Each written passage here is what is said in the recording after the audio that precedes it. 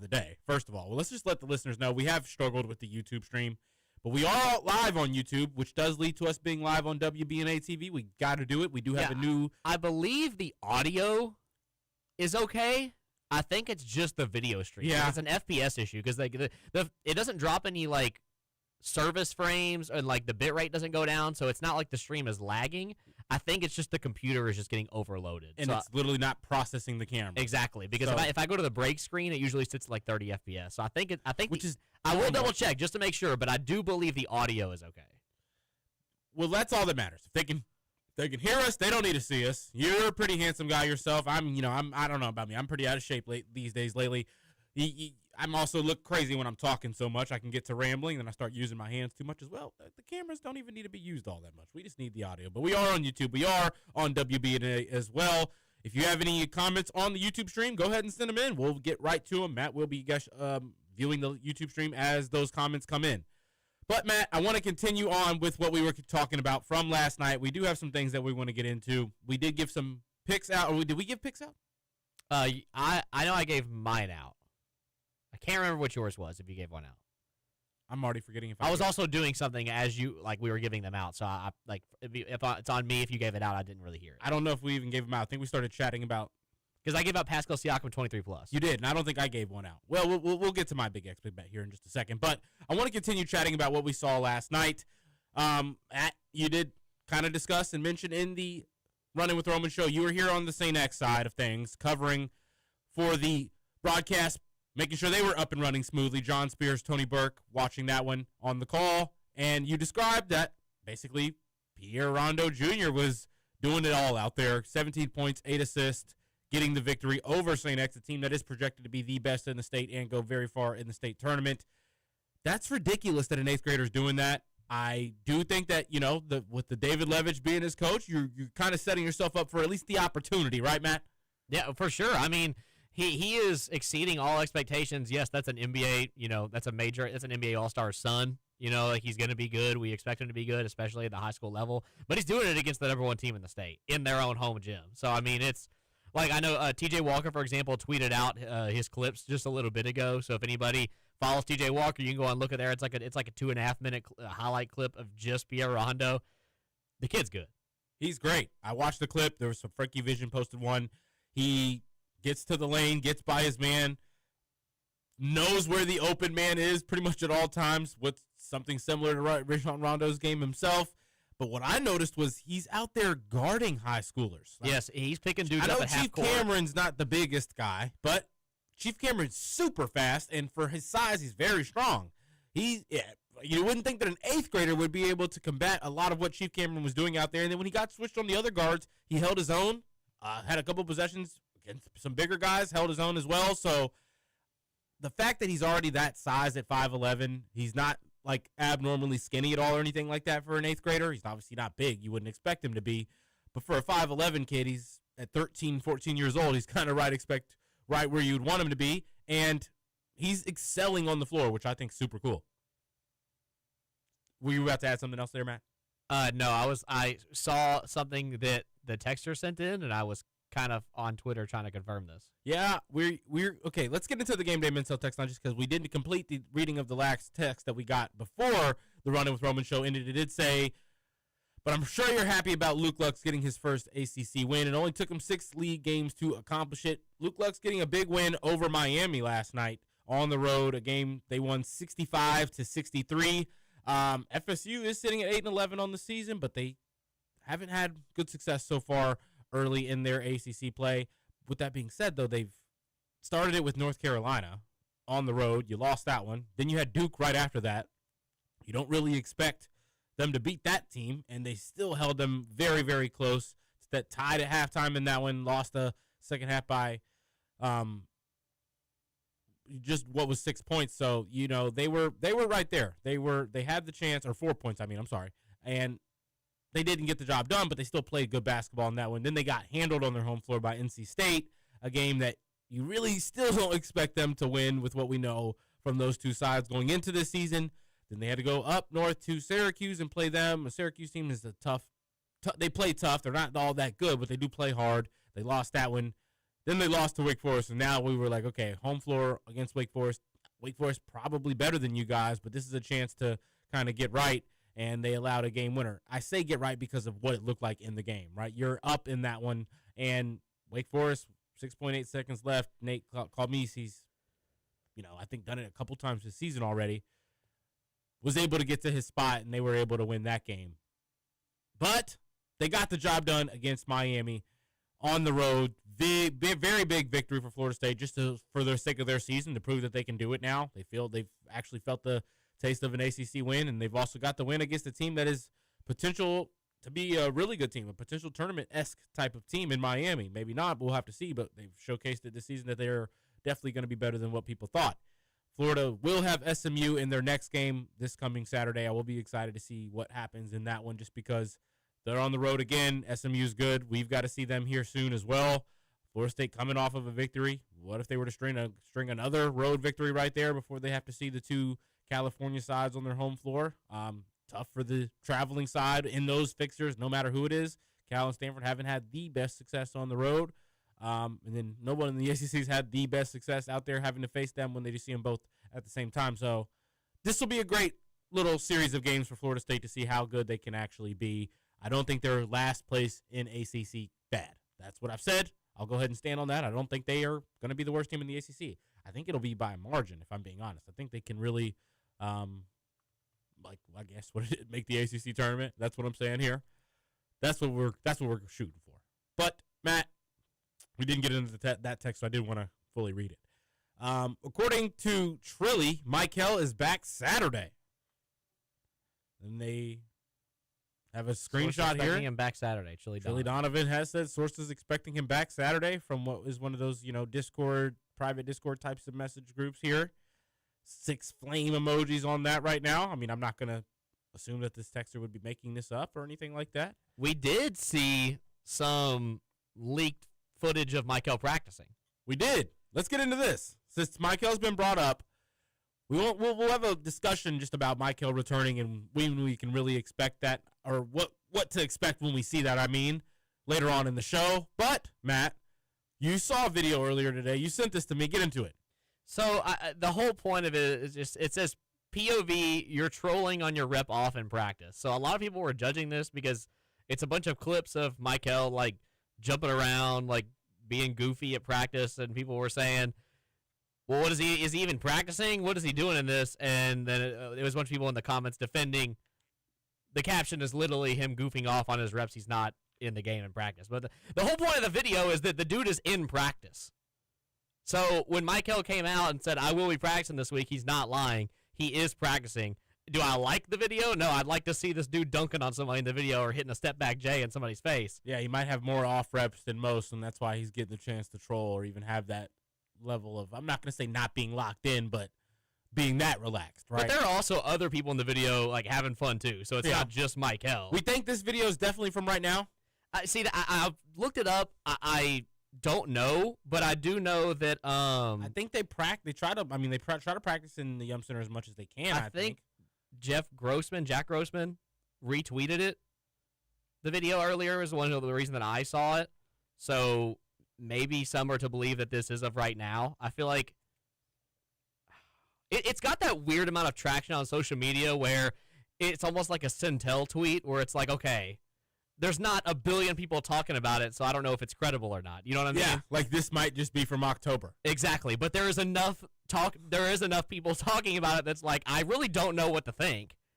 I hope it's real. I would love to sit here and say that Michael is 100% practicing right now, ready to go this early in the week, getting ready for Saturday. Yeah, I mean, there's just no way to know. It's a practice video.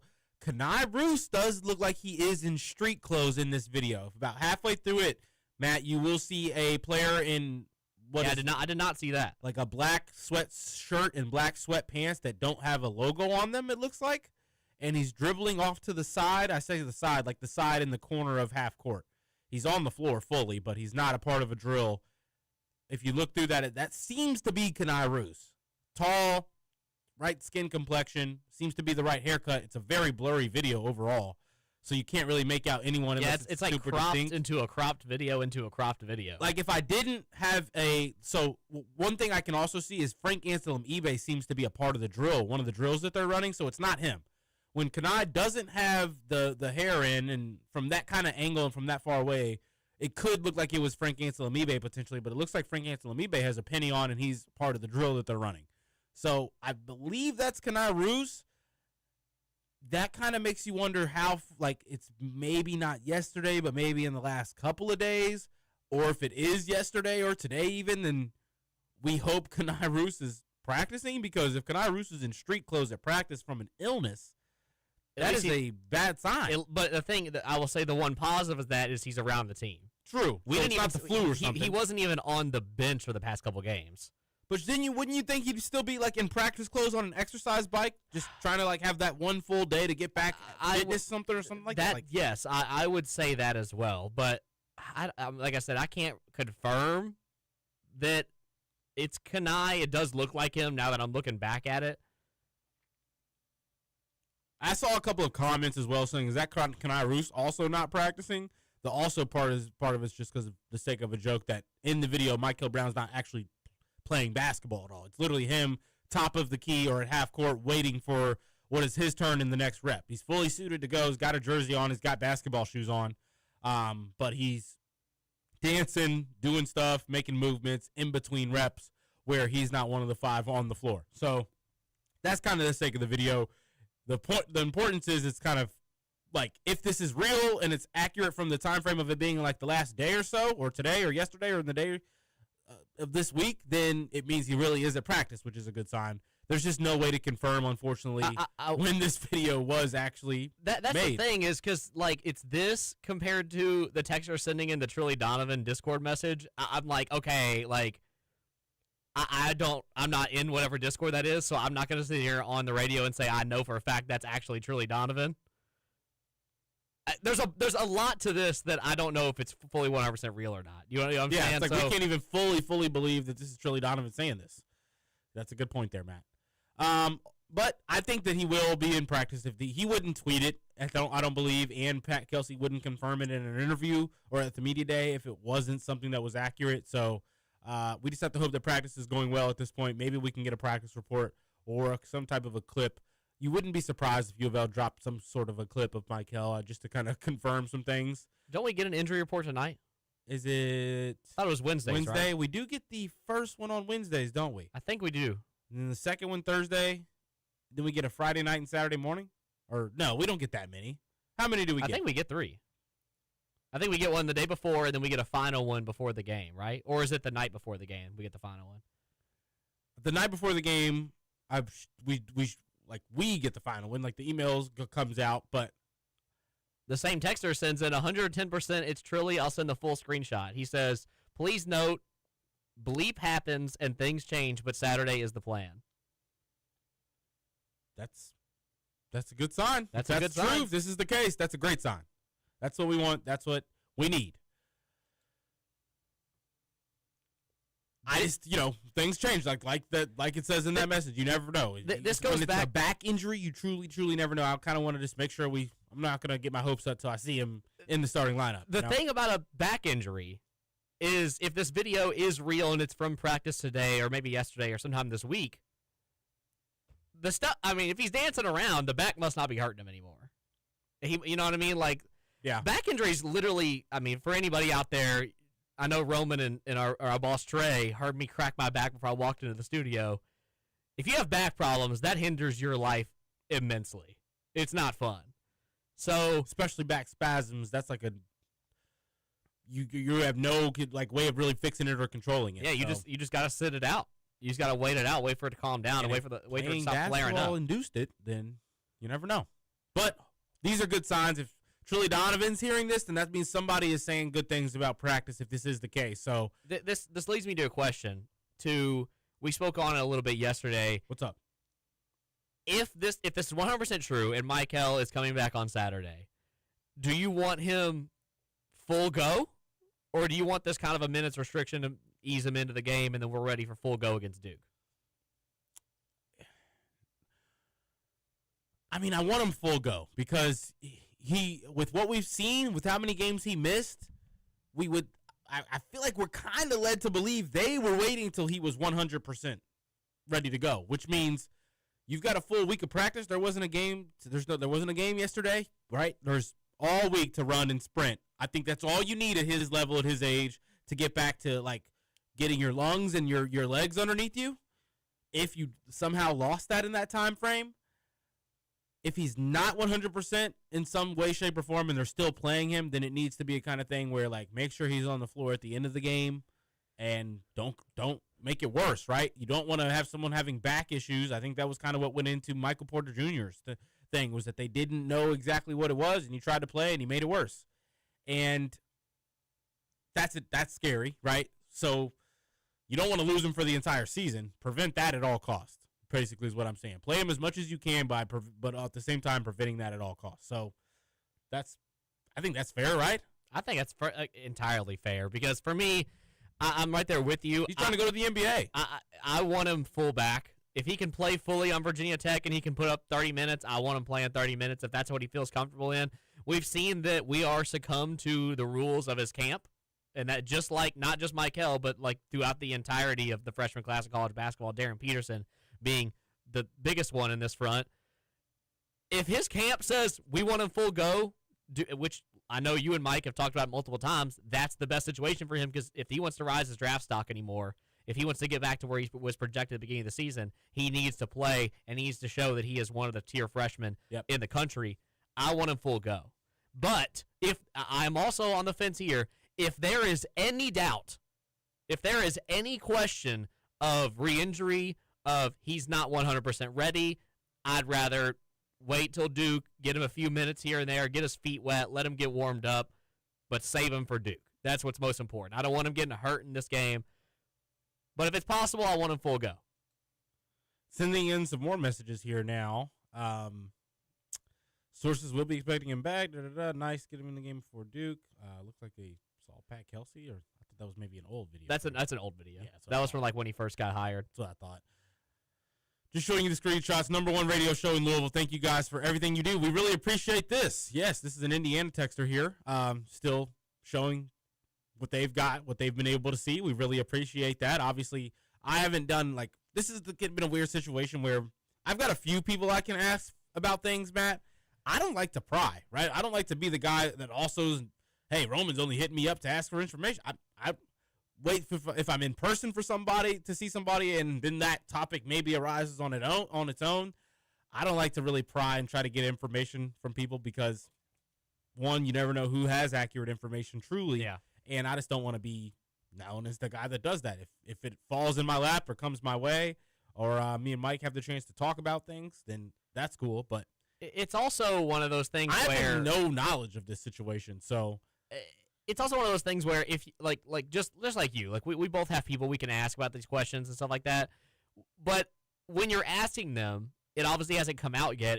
People don't want it to come out yet. So when you find out about it, you have nothing to do with it. Yeah, you just kind of have to sit with it, just like Mike in the infamous envelope. Yeah, like what am I going to do? Sound more enthusiastic right now than I would if I knew for certain or something like that? Like that's all you can. The only thing you gain from it is when it does come out and be like, "Ha, I knew it one day before you guys." That's that great point. It's just not. There's no point. There's not a true aspect to anything. The people that you are willing to discuss things with, and you know they won't say anything, they get to know.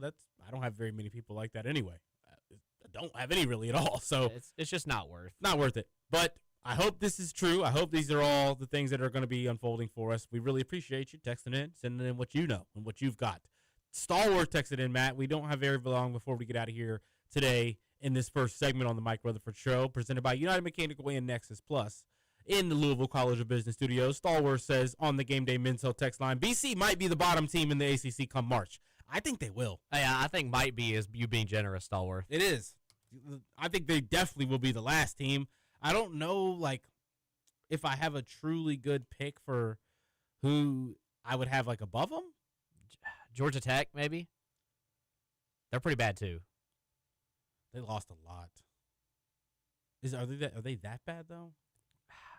I think Pitt. I mean, didn't they lose to Pitt by, like, 20? Yeah. I think Pitt's weak, but I don't think, like, Pitt's bottom of the barrel like that. I think Pitt is bottom 5. Yeah, probably like in that 4th or 5th. I don't think they're last. I don't think they're second to last, but I think they're definitely bottom 5. They lost to Pittsburgh by 23. They lost to Miami by 10. Lost Syracuse by 10. They did beat Boston College by 12. They only lost to Duke by 6. I mean, the issue is that FSU's lost enough games already that they've already trying to get out of this spot. So Georgia Tech's not as bad as like this FSU's team also shown to be. did lose to DePaul. True. A team that's avidly throwing games.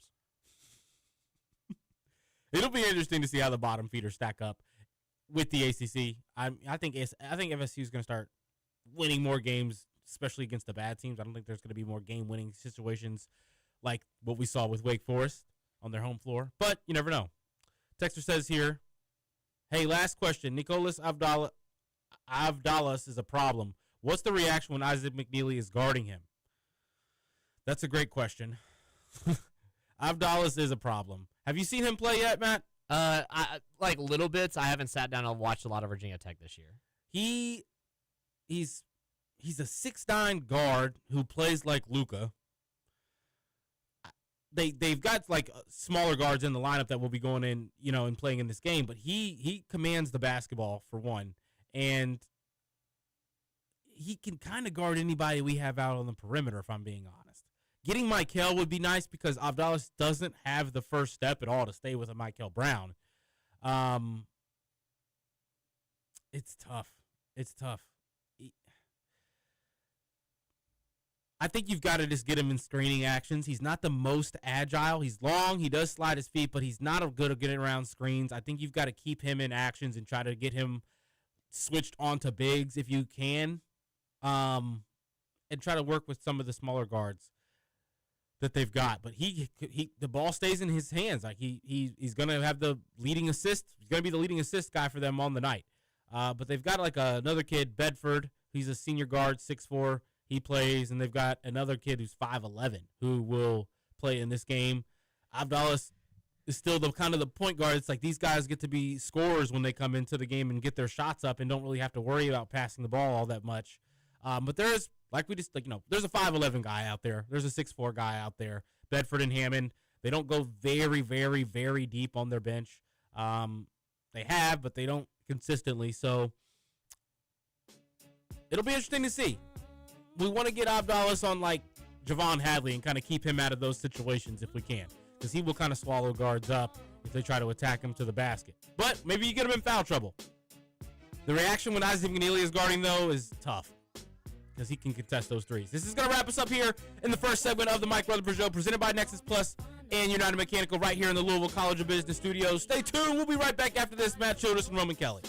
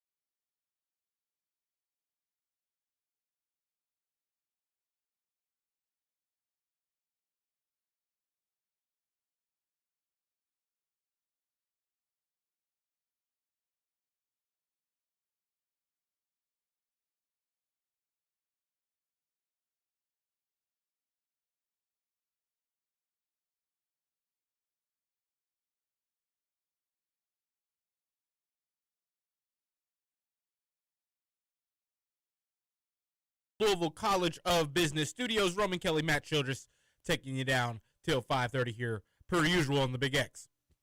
Hey, Card fans, take accounting to a whole new level with U of L's Master in Accounting and Analytics. In-depth data analytics courses allow you to achieve a new mastery of accounting in this AACSB accredited program. 11-month competitive internship opportunities and full access to the Becker CPA exam review prepare you to graduate career-ready in only 12 months. Visit business.louisville.edu/U of L MSAA to learn more. Matt, we got Barcelona and some Champions League play kicking in, starting up right now. Unfortunately, I don't have Paramount Plus, though, so I can only Gamecast watch here.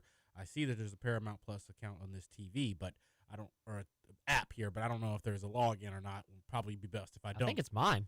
Is it? I think it is. I think I opened it one day to watch Tottenham play. So you can try and open it. In this TV? Yeah. Okay, cool. We'll see what it looks like. If it is mine, I'll text it to you if you need it. All right. We'll see if we can cut that on. Just keep our tabs on it, pay attention to it. But Tottenham got the win yesterday. They did. That was huge for them. For some reason, they only decide to play when it's a European Cup. What's that about? 14th in the Premier League this season, finished 17th in the Premier League last season, won Europa League last season. They're top 4 above PSG in Champions League this season. I really don't understand this mindset of maybe Tottenham is just too big for the Premier League. We're a world team.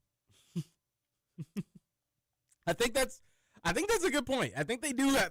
I mean, they haven't been having any success with their best teams that they wanted to in these last handful of years in the Premier League, but they still get those big wins against big teams when they play them in the Champions League. Dortmund, that's one of the better sides that year in and year out in Germany. Well, what are we going to do when they inevitably play each other in Champions League? I don't know if you guys have had much success against us. I don't know if there's been very many matchups either, though. No, it hasn't been a lot. We'll have a friendly. When was the last time they played? I'll have to figure that out. Maybe 2013. Maybe I'm wrong about that. We'll have to look that up. We do have more text coming in on the Game Day Mental text line. We're going to get into these and start a little bit of our chatter here with what we see from this. Get into a little bit more college basketball talk. There is another topic in college basketball happening right now that I'm sure you guys have maybe seen on social media. We're going to get our thoughts out there on here as well in just a few minutes. But there were some games last night we haven't given true detail to, and I want to do that.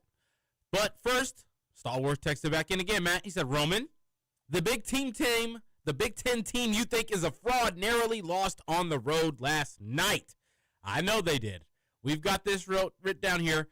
I paid attention to this game. I watched it. Purdue was up too late, and I was like, UCLA plus 260 on the money line right now. Do I take it?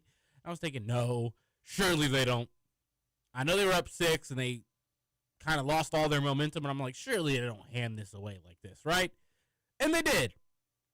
That's exactly what they did. Losing to Mick Cronin and UCLA on the road. Or they were, on the wait. Actually, this was actually in UCLA, wasn't it?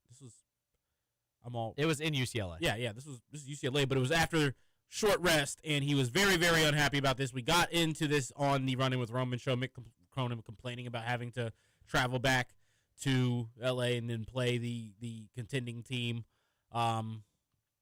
national championship. The favorite to win the Big Ten. Still complaining even after a win like that. Mad about something. Mr. Mick Cronin, always mad about something. Papa J texted in here today, Matt, as well. He said, Mike, I know in Disney, Roman, my next radio star, and sometimer Matt, I do appreciate your views. Guys, you're doing a great job. A few comments, thoughts, and a pondering question. I think Michael Brown meant that he was cleared by his personal doctors. While I loved the first half intensity of Pitt, the second half defensive effort saw a lot of bad habits come back after we had a lead. Which leads me to my pondering question. I really believe that being good is being great's biggest enemy. I really believe that being good is being great's biggest enemy. You're right about that. Roman's still waiting on the call to be your color man. I've actually done a lot of high school games. As always, have a great rest of your show and go Cards. Love the show, Papa J. So Papa J sending in a few thoughts here. Let's get into that first one about Michael Brown, Matt. I think Michael Brown meant that he was cleared by his personal doctors. I mean, that's... I think you're right, Papa J, at that. Yeah, I think that's true. I think that the U of L doctors probably. I mean, I'm saying this like I have no. Well, they did come out earlier and say that his scans and stuff were good before. Yeah, right? that can only be the U that of L wasn't like doctors fully saying that. cleared, but they said that his scans were looking good. And we got word that they went and got another opinion on the back issues he was having after they seemed to got worse. They seem to have gotten worse for him. I think they went to Atlanta or something. I had heard potentially to get a second opinion. We don't know how true that is. I didn't hear him come out and say that, but they definitely wanted to get other. It seemed clearing from other people that he was ready to go. I don't know if I want to Papa J's right about the second half against Pitt, Matt. I don't know if I really think that it was bad habits coming back, or if you just we just let off the gas a little bit, and that's what happens. What do you think? There's a couple of turnovers too, I think, in that second half, but we allowed a few drives to the rim. We allowed a couple of more open baskets in that second half. What did you think that was maybe just a product of being up, or do you think that we haven't fully worked out a lot of our kinks yet? I think that I feel like both can be true. Yeah. I think that in the first half we saw a lot of positives. Louisville getting out to a hot start shooting. What gave us the ability to test some new systems out in the second half, which we did. We tested them out pretty early. We did come out kind of flat in the second half. I still feel like we were just kind of trading baskets with Pitt there for a little while. The defense looked really poor to start the second half. I feel like I saw 4 or 5 open shots that Pittsburgh just weren't hitting in transition over and over again. But I do feel like we cleaned that up. We ended up pulling away even more in the end. We cleaned that up. But it was alarming to come out of a halftime break again and see us start out slow. Now, this one is a different situation. We were up almost 30, I think, at halftime. I don't have that official number in front of me, but I do know it was around 30 points. If you're expecting your team to come out there and play with the exact same ferocity they played with the start of the game when 0-0, when they're up 30, I mean, you just have the most mentally tough team in the country. I would love to say that's us, but this team has not given me any reason to believe that's us just yet. I think we can get there, but I will put a little bit of a bow on this and say that some of the defensive issues in the second half and some of the minor mistakes in the second half come down to we were just giving more guys more minutes. Like Ryan Conwell only played 28 or 29 minutes. Yeah, there's a lot more minutes with Ali Khalifa on the floor there in the second half, too. We were mixing like you said, we were mixing the matchups. We had Frew in at the same time as Ali. We gave Zugris how many minutes in this game did he ended up getting? I think double-digit minutes. Yeah, I think he got double-digit minutes. He got, oh my gosh, it refreshed him. He got 15 minutes of this game. He got 8 points, 2 for 2 for the field, 4 or 5 from the free throw line, 5 boards, and 15 minutes and 2 assists.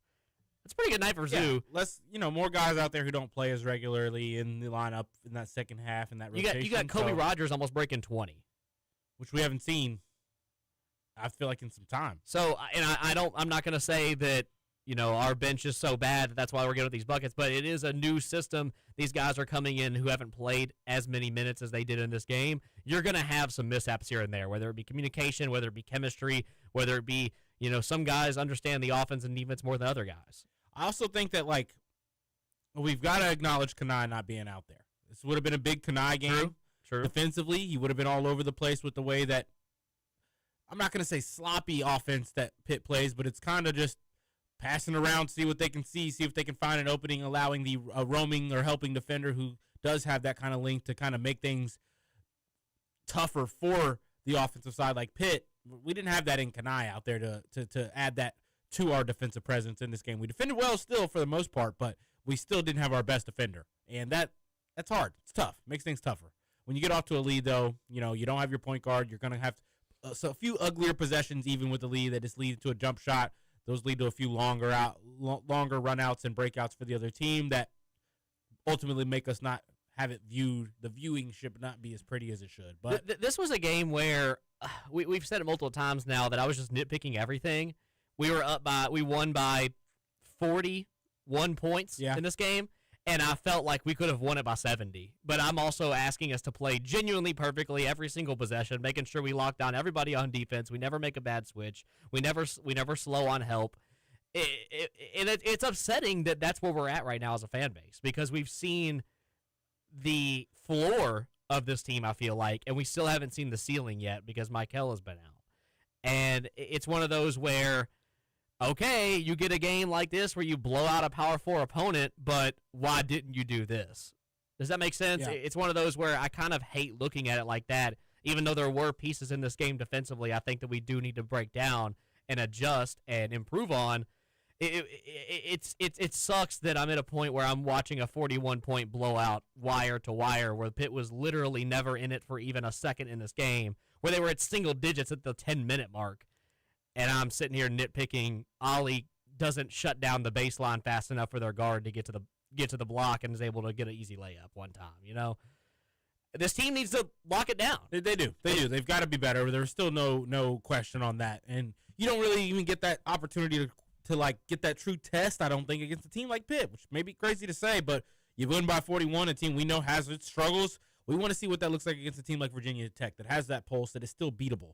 And we have the opportunity to go out there and really show it Saturday. Hopefully Michael Brown and Kenai Roos could be in this one to give us that edge. If not, at least one of the two. I mean, either one. You get the offensive aspect back with Michael Brown. You get that defensive aspect back with Kenai Roos. We need them both, but we need these guys to get healthy as soon as we possibly can.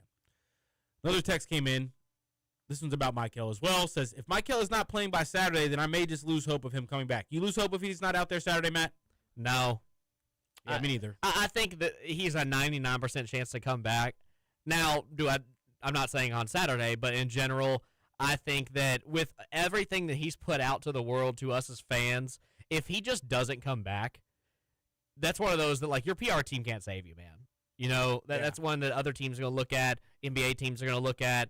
It's one that, like, if you're trying to build up your brand right now in college while you're not playing, the best thing you can do is be honest to the fan base that loves you so much, right? So if Michael himself is coming out and saying, I will be back, he's going to be back. If all we got was what we heard the other day, and it's just Pat Kelsey over and over again saying, he might be back soon, we're really hoping he's back, I would feel, then yes, Saturday would make me lose hope. But because Michael is so stern, and every time something like this has come out, every time on an ACC call Pat Kelsey has mentioned it, Michael himself fires back and says, "There's no maybe. I'm coming back." I'm giving it the Matt Childress guarantee here on the Big X. Matt Childress guarantee, really? I'm giving it. Like I said, not Saturday. I don't know about Saturday, but he will be back. If he's not, then it's my fault. I called it. It's on me. Comment here on the YouTube live chat. Do you see I only see one. Do you see it? Yes. It says we miss Mike from T Will. We miss Mike too, T. Will. We do as well, Mike. Mike, I've been seeing his Instagram stories. That man's having a ball. He is. He's having fun. He's having fun with that AI generator thing he's been using as well. Is that what that is? I mean, I think it's something down there that you can just stand in front of him and it creates it, and you could probably scan a QR code, I bet. There's no way he's like got some app on his phone and is creating these images after he's like sets this, or hey, take this picture on my phone so I can put it in front of this AI editor. I bet he's just getting access to a picture that's getting taken. Oh, okay. I mean, I'm just assuming, though. He might be fully buying into it. I'm just disappointed in Mike that, for me, look, I live for the bit. I talk in bits. My whole life is a bit. If I'm Mike, I know you're with your family. I know you're with your friends. I'm taking 30 minutes of a day where I have nothing to do, going to find the nearest basketball court and adding Roman on Twitter right now. Great third day at Disney World, and it's just Mike hooping at some random basketball court in the middle of a park. Gotta go get some shots up right now if you're Mike. Honestly, that's what I would do. Feel like it's lazy on his part.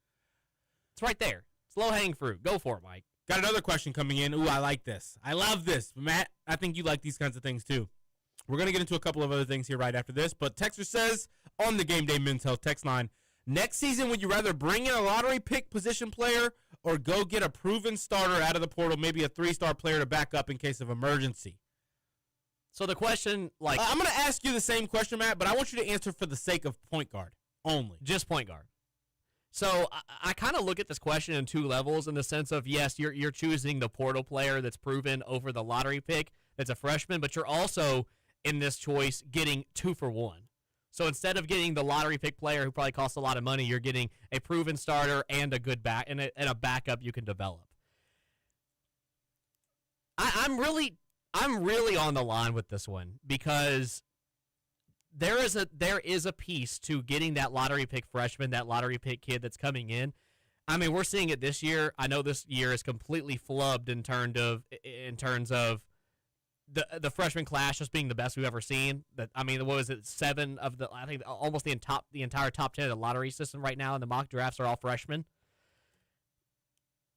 There is a piece that says that lottery pick will win you games in tournament time. Like, just having the best guy on the floor game in and game out will win you games. And I think that if Michael Brown doesn't have that injury, we don't even have this question. I think I'm taking the transfer portal player, though. I think I'm taking the proven starter.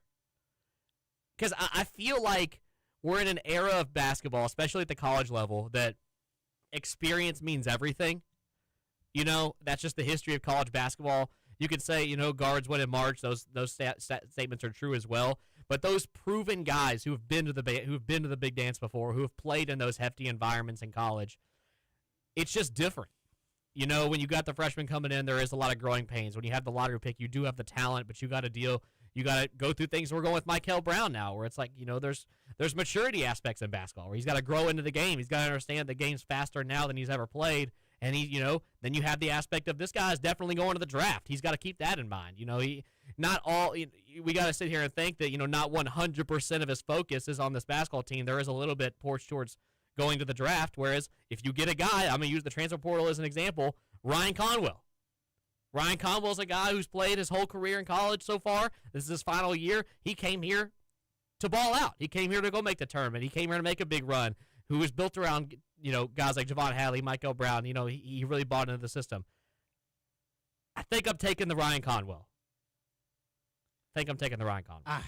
It's really, really tough for me. I think in college, I'm taking it. Yeah, I think so. There's a couple of different circumstances for me in this situation with answering this. Say Tyron Stokes never debated another school, never wanted to consider another school, right? And he was Louisville fan no matter what. If Louisville is a semi-successful team, I'm not even questioning it. I want to be there. They've got enough money to satisfy me. I would love to see what I can do in my 1 year of college basketball at the school that I grew up watching, right? Then I would say you go with the lottery pick that's from your back door and wants to be a part of it. That is a different situation on that. Yes. Because you have one of those. That exists right now. That is what's tough, that he doesn't want to be that. Now, I think if he doesn't want to be that, you immediately, with what he has also shown what he is as a player off the floor, his you know, kind of the way he talks about himself as a basketball player, unless that guy is from here, born here, never left here, wants to stay here, wants to be here, he's dreamed about playing here, you don't really take that risk, right? Because it kind of seems like money, getting to that status, all those things seem to be other factors for him. I'm not saying they're important. I'm not saying they're more important. I'm not saying he wouldn't be great here either. I do think he'd be great here, even with what people say about his attitude issues and whatever they may be. I think I'm not saying perfect for the Pat Kelsey system, but he would be ideal. A player that, with his size, his speed, his strength, and ball handling and shooting, he'd be able to be that bruiser that we haven't had yet. Ultimately, though, if you don't get that esque of a five-star guy like you got with Michael Brown, wanted to be here early, wanted to do whatever he could to be a Louisville Cardinal, granted that's kind of gone interestingly now, I think you stay away. I think you really do stay away from him. I think that you have to go try to get the Donovan Dent. You have to go try to get that high-esque Ryan Conwell level transfer portal piece if you want to be a successful team. But the issue is now, Matt, you need 2 of those. You need 2 or 3 of those.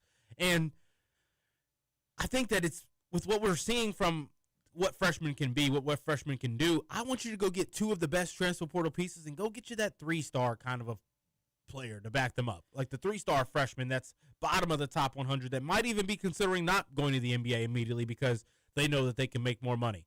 But you still have to get someone that has top. You have to go any player that has any correlation to Louisville or Kentucky. You need to go get them in because they have more of a desire to be here and stay nearby. If it's a player that's like, what's going to make me the most famous and make me the most money? Yeah, those are the ones that are hard to work with, I think, and you're ultimately not going to be able to retain those kinds of kids if they do want to leave. Now, like Jackson Richardson, right? That's the Jason Richardson kid from Michigan State last year who went to one of there's a couple of kids I just think, there's no point even putting names on it. There's a couple of kids that I think would be good kind of talents here. Obviously, a Darren Rippey Jr., if you can get a player like that to come here and buy into your system and play your game and be what you need them to be, then they're perfect because they're going to bring you extra eyes. They're going to sell extra tickets. You're going to get talked about a little bit more nationally when you've got a rising star like that is headed to the NBA. If it's not somebody that plays good basketball, though, it's not going to work out. This year, though, weirdly, there's a lot of talent that can play good basketball. They're saying there isn't that much talent going forward. I don't know how true that is. They're saying that the 4 and 5 stars from next year they are not the same esque that we've got this year. I don't really know if that's the case or not. We're going to have to wait and see. There's also a lot of kids in the top still undecided, which I think is interesting. You normally at this point don't see that all that much. The number 1 player having not committed. The number 3 player on ESPN's Next 100 not committed. Number 5 player, number 6 player, number 8 player, number 9 player. All of those guys have not committed. Number 15, right? And that's the Jackson Richardson kid who we've offered, by the way. I think another piece to this question that you kind of alluded to already is the money aspect. That's why none of these kids have committed. These kids want serious money. We're getting to the point where the freshmen want more money than the highly touted transfers. And so it all depends on, if like I'll go back to, you said Tyron Stokes or Darren Rippey. We'll use either one of those, for example. You wanted to go guard, so we'll go Darren Rippey. If Louisville wants Darren Rippey, and let's say Darren Rippey is the Tyron Stokes. He's the guy from our backyard, wants to play here since day one. He's never even talked to any other schools. Yeah. This is the school he wants to go to. It's Louisville or bust. That'd be a dream, right? Well, what if Darren Rippey comes back and says, I love you guys, but I want $7 million? It's like, okay, Miami will give me $5 million, but you guys won't. So you are the guy we want. You're the only guy, realistically, we want. We'll flub the rest of this recruiting class, grab you, and then build transfers around you if that's what we got to do. We want you. But if you're going to ask for such an egregious amount of money with no college experience at all, I have to start looking other ways. Yeah. Other ways, and say, look, we could give you that. But it's just going to be the Darren Rippey show, and we go almost 500, but you're a lottery pick because you're dropping 35 points a night because the ball's in your hand for 40 minutes. Yeah. And I think that we're already getting to the point where coaches don't want to do that. Let us know what you think on the Game Day Mintel text line, what you would rather do. Would you rather Pat Kelsey go with the lottery pick type of position of player to bring in, or that proven starter out of the portal, someone who's shown that they can do it at this level already? I think if you get guys who can play at the level, there's nothing you need to teach them how to do in college basketball. They don't need to learn how to play at this pace. They don't need to learn how to play against this size. They don't need to learn how to play with these new advanced sets. They've already seen it because they've been to a couple of schools already and been to a couple of good coaches already. If you can get a player like that who cares about like winning, like Terrence Edwards Jr., Chucky Hepburn, they wanted to win no matter what. They wanted to do whatever was needed to possibly win. Getting to the NBA wasn't really that's their desire, but that's not why they're on hitting the floor every night. Those dudes were just hungrier. They're hungry. They're trying to go out there and showcase like what this team can be, what we are being, what we are when we're playing at our best. When we play at our best, everything else is going to kind of fall in line. Freshmen don't tend to have that mindset. Transfer portal pieces who have been trying to get to the NCAA tournament or who haven't won a game in the NCAA tournament or haven't been able to go very far in the NCAA tournament yet, they're hungry. They are ready to buy in. That's the kind of aspect I think that's tough to ignore, because we saw it last year with within Louisville's team. All of these guys, not necessarily even rejects, but guys trying to come here and build something here because they know that this is the kind of place that can put a lot of guys of the similar talent together versus just getting one or two and hoping for the best. Louisville can put together a group of guys and try to get to the NCAA tournament in their first year under a head coach, and that's exactly what they did. All of these guys are trying to do whatever they can to get to that next level. Freshmen, they think that they're already the lottery picks. They already think they're headed to that next level. Now, what's weird is that guys like Koa Pete, guys like Caleb Wilson, even like a Darius Acuff, right? I mean, what's interesting about Michael Brown and Darren Peterson is that they're already this skilled. They knew before this season started they were headed there. But there's guys who have made names for themselves because of how hungry they've been to be their best versions of themselves already in college basketball. If you can find a Caleb Wilson or a Koa Pete, I would bring one of those kinds in, but it's seeming like that there's less and less of those going forward in college basketball, even though there feels like there's like 5 this season. Doesn't seem like there's a lot going forward. But if you can get that culture-esque type of a guy, which it seems like the kid from that committed to UConn that they wanted to get really bad. I forget his name already. He kind of seemed like he was going to be that. What was he, a 4-star, I believe? If you can get someone like that, it's hard to gauge if a freshman is that. They haven't shown anything truly yet in their careers to prove it. If you can still find a Koa Peter or a Caleb Wilson-esque talent who's willing to do all the dirty work and play hard, and I think it's worth it. The point guard route, I say no, Matt. I'm going no. I don't think we need to be PGU with the lottery picks. Be PGU of the portal. Go be the PGUs of Chucky Hepburns. Get the Chucky Hepburns in there. Yes, get the Chucky Hepburns. Pair that up with a Caleb Wilson. Pair that up with a Koa Pete if you want to go the lottery route. The players cost the same thing nowadays anyway. So that's my take on it. Great question there on the Game Day Men's Health text line. This is going to wrap us up here in this segment on the Mike Rutherford Show. Matt Childress, Roman Kelly taking you down till 5:30 per usual here on the Big X. Stay tuned. We'll be back right after this.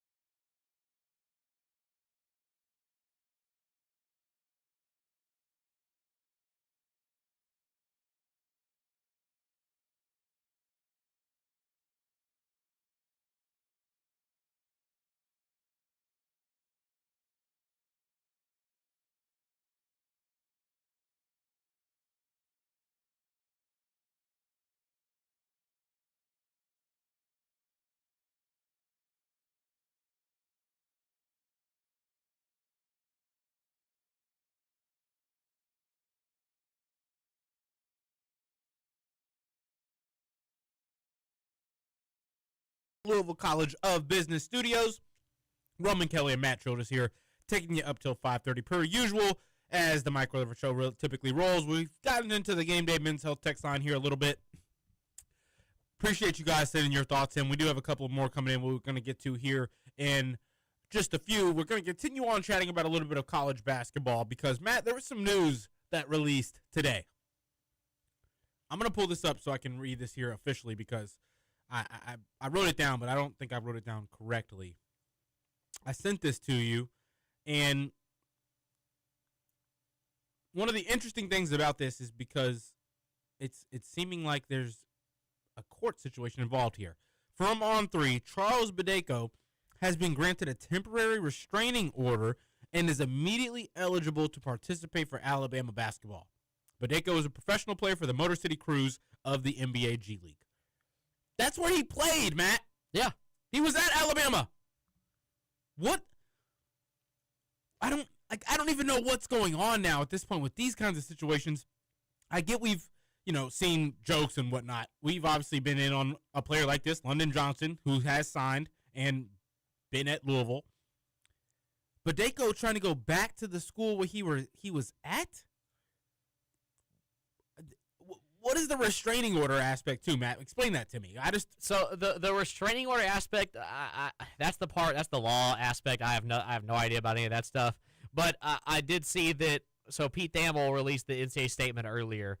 NCAA came out and said these attempts to sidestep NCAA rules and recruit individuals who have finished their time in college or signed NBA contracts are taking away opportunities from high school students.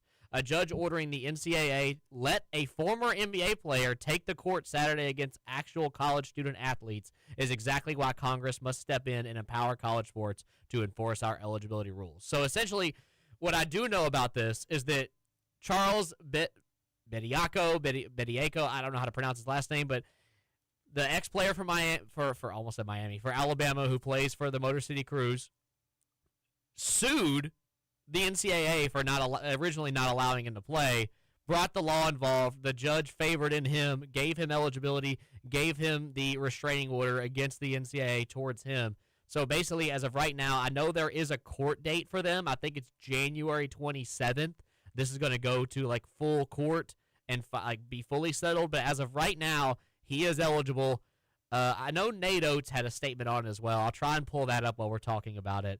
But this is – so we saw it originally with Pat Kelsey, right? Pat Kelsey grabs London Johnson, ex-G League player, has eligibility left, and the college basketball world exploded.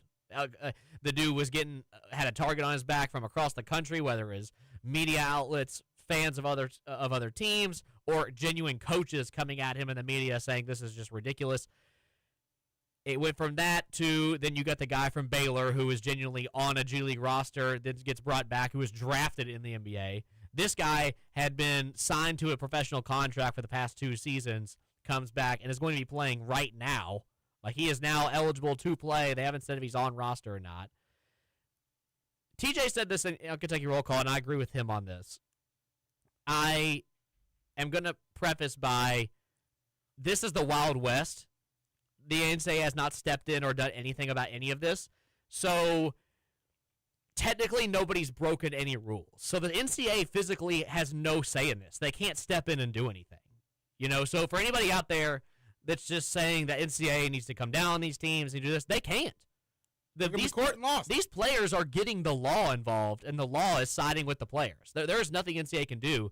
That's why we saw Jeff Goodman talk about it a couple weeks ago, that the NCAA wants Congress to step in and basically start enforcing legislation in this because there's so much money involved. These players are coming back from different leagues. It's hindering high school sports, it's hindering college sports, and it's hindering the professional sports. Like I said, nobody has broken any rules yet. So if this is what the coaches are doing, that's what they're doing. But I have been swayed in the sense of it's gotten out of hand. It's gotten ridiculous to the point where now if you are genuinely just not on an NBA team, which may be so, but we haven't seen that happen yet, you can just say you want to go back and play for your team. Doesn't Donovan Mitchell have one more year? Didn't he leave on his junior year? So, I mean, if Don came out next week and just called Pat Kelsey and was like, hey, I really like them Don Spida shorts. Can I get me some? I want to play. Who's to tell him no? Who's to tell him? The NCAA is genuinely just their hands are tied behind their back. They cannot do anything about it.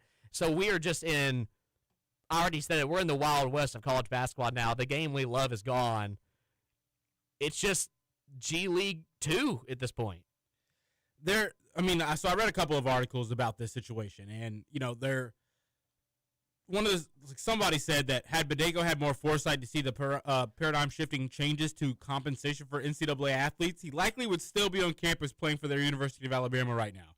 The complaint reads, when the NCAA recently began to reinstate players with G League experience and even players who had entered and been selected in the NBA draft, Mr. Badeko saw this as a chance to right a wrong decision that he had regretted over the past 3 years, saying that he never really wanted to go to the NBA. If he knew that the compensation was going to get more and more and more and more, he would have stayed and not forgone his eligibility.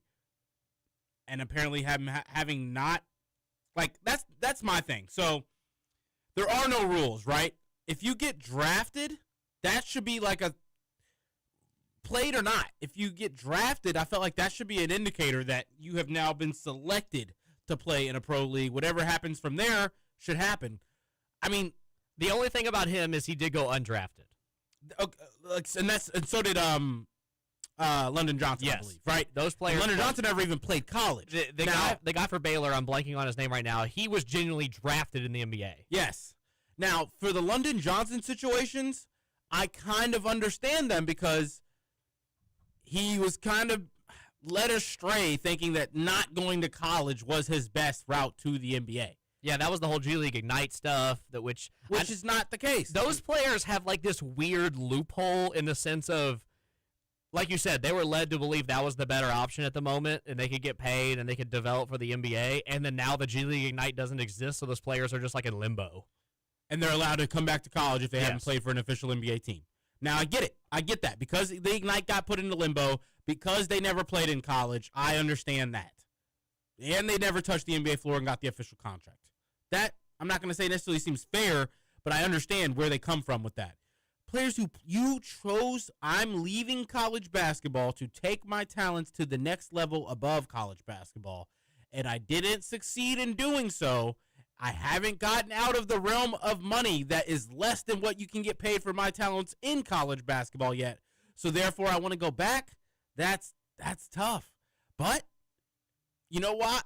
Another thing I think here, Matt, he deserves to go back because the NCAA hasn't made any rules saying he can't. I'm right there with you. Like I'd preface, there's no rules.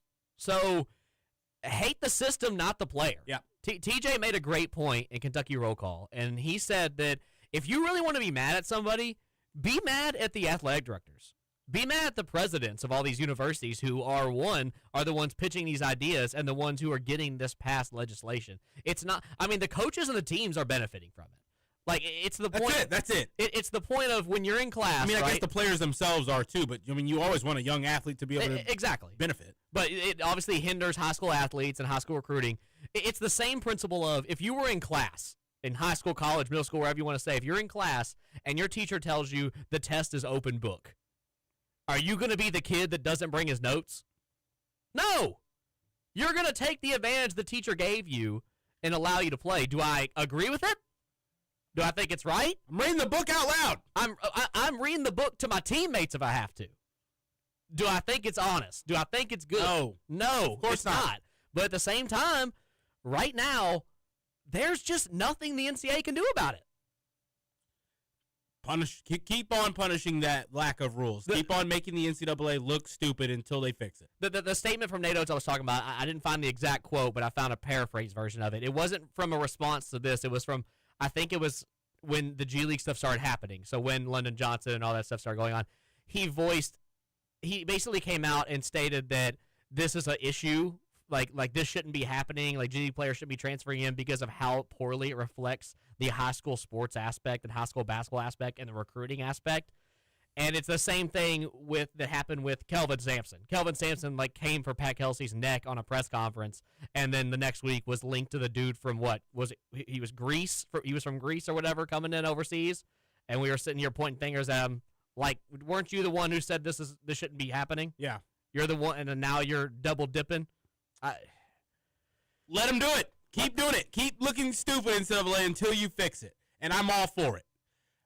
It's crazy. The 2023 SEC Defensive Player of the Year is headed back to college today, allowed to play in their game tomorrow. I'm saying tomorrow. I don't know when their next game is. They might play tonight. I don't know Alabama's schedule. If he's eligible to play immediately, that's ridiculous. That you guys haven't prevented away from someone who chose to leave, allowed to just fully come back, who chose to leave and got drafted. He was viewed as good enough by the next level to come and be selected by a team. No, he said he was undrafted, Matt? He was undrafted. Okay, I keep forgetting that. I keep thinking he was drafted. He's not drafted, but he was in college basketball as of 2021, 2022, 2023. He chose to go to the NBA. He had been in the G League, bouncing around G League teams, and now he's headed back to Alabama, effective immediately. 2023 SEC Defensive Player of the Year, main culprit defensively of Alabama getting the 1 seed that season. Stalwarts texted here, like we said, Badeko was on the Alabama team who he lost on the floor in the Sweet 16 to San Diego State. It's just kind of crazy to think that there's not a single rule that the NCAA has came up with to prevent that. So, kudos to him and Alabama for understanding this and taking advantage of this, right? Because now they're going to have one of the best defenders in the SEC on their team. I'm seeing here on the TuscaloosaNews.com, they are saying that he is on the roster. Immediately. Already. He is on the roster moving forward. Now, this is the TuscaloosaNews.com. This isn't like AP or ESPN. I just looked up, is Charles Badeko on roster? And it says Charles Badeko is a new name on the roster this season, but the 7-foot center isn't new to Alabama basketball. 3 things to know about blah, blah, blah. Let's see if he's on the official ESPN one yet. 2025, 2026. He's not on that one yet. This is a situation where it doesn't matter what your viewpoint is on this. Whether you think it's right, whether you think it's wrong, whether you love it, whether you hate it, whether you think this is where college basketball is going to go, or do you think it should stop here. What needs to happen is I feel like we're seeing too many coaches turn heel from their own opinions, like Kelvin Sampson, like Nate Oates right now, in terms of doing this big stance of this shouldn't be happening, this is ruining our game, and then, getting caught with your fingers in the cookie jar. It's getting ugly. If coaches genuinely want to stop to this, somebody needs to stand up, and Nate Oates is a great point for this, that if something like this were to happen where Alabama, from what we know, Alabama didn't reach out to the dude, maybe they did, but this dude genuinely sued the NCAA to let him back into college basketball, and he wants to come back to Alabama. Nate Oates could genuinely, I'm gonna quote TJ again on this because he made a lot of good points talking about this. Nate Oates could just say no. Nate Oates could say, look, he's welcome to come back to university. He's welcome to do whatever he wants, but I don't like this. I don't like what's going on. I'm going to take a stand and say this guy cannot play for my basketball team. If he wants to come back and go to school, that's fine. If he wants to sue the NCAA, he can get as much eligibility as he wants. It's not going to be here, though. It's not going to be with the Alabama Crimson Tide. But he's not doing that. Like we said, Matt, until they change anything, this is going to continue happening, and there's no reason to be mad at it. We knew that this is a thing. They're going to continue exploiting it. This is where we're at now. This is where we're at. We need to get with the program. Where my country gone? We need to get with the program. And, I'm sure Pat Kelsey, they found London Johnson early, right? They were in on this early. As soon as word got around that you can kind of do this, we immediately pinpointed someone that could potentially be a skill set that would like to bring in, right? I'm sure they're still continuing to do so, right? I don't think that they care at all that there's some negative speculation around the viewpoint on this. So I'm not saying that the teams need to continue to do it, but they're going to continue to do it, and I'm not going to judge them for it. I'm going to understand that you're going to do whatever you can to give yourself the edge. But if Alabama wins the national championship this season, they're not going to get an asterisk because Badeko's on the team, right? So that is actually an interesting point because all of this stuff is just kind of happening. Like I said, there's no rules in place just yet. There's no this or that. So let's say Baylor.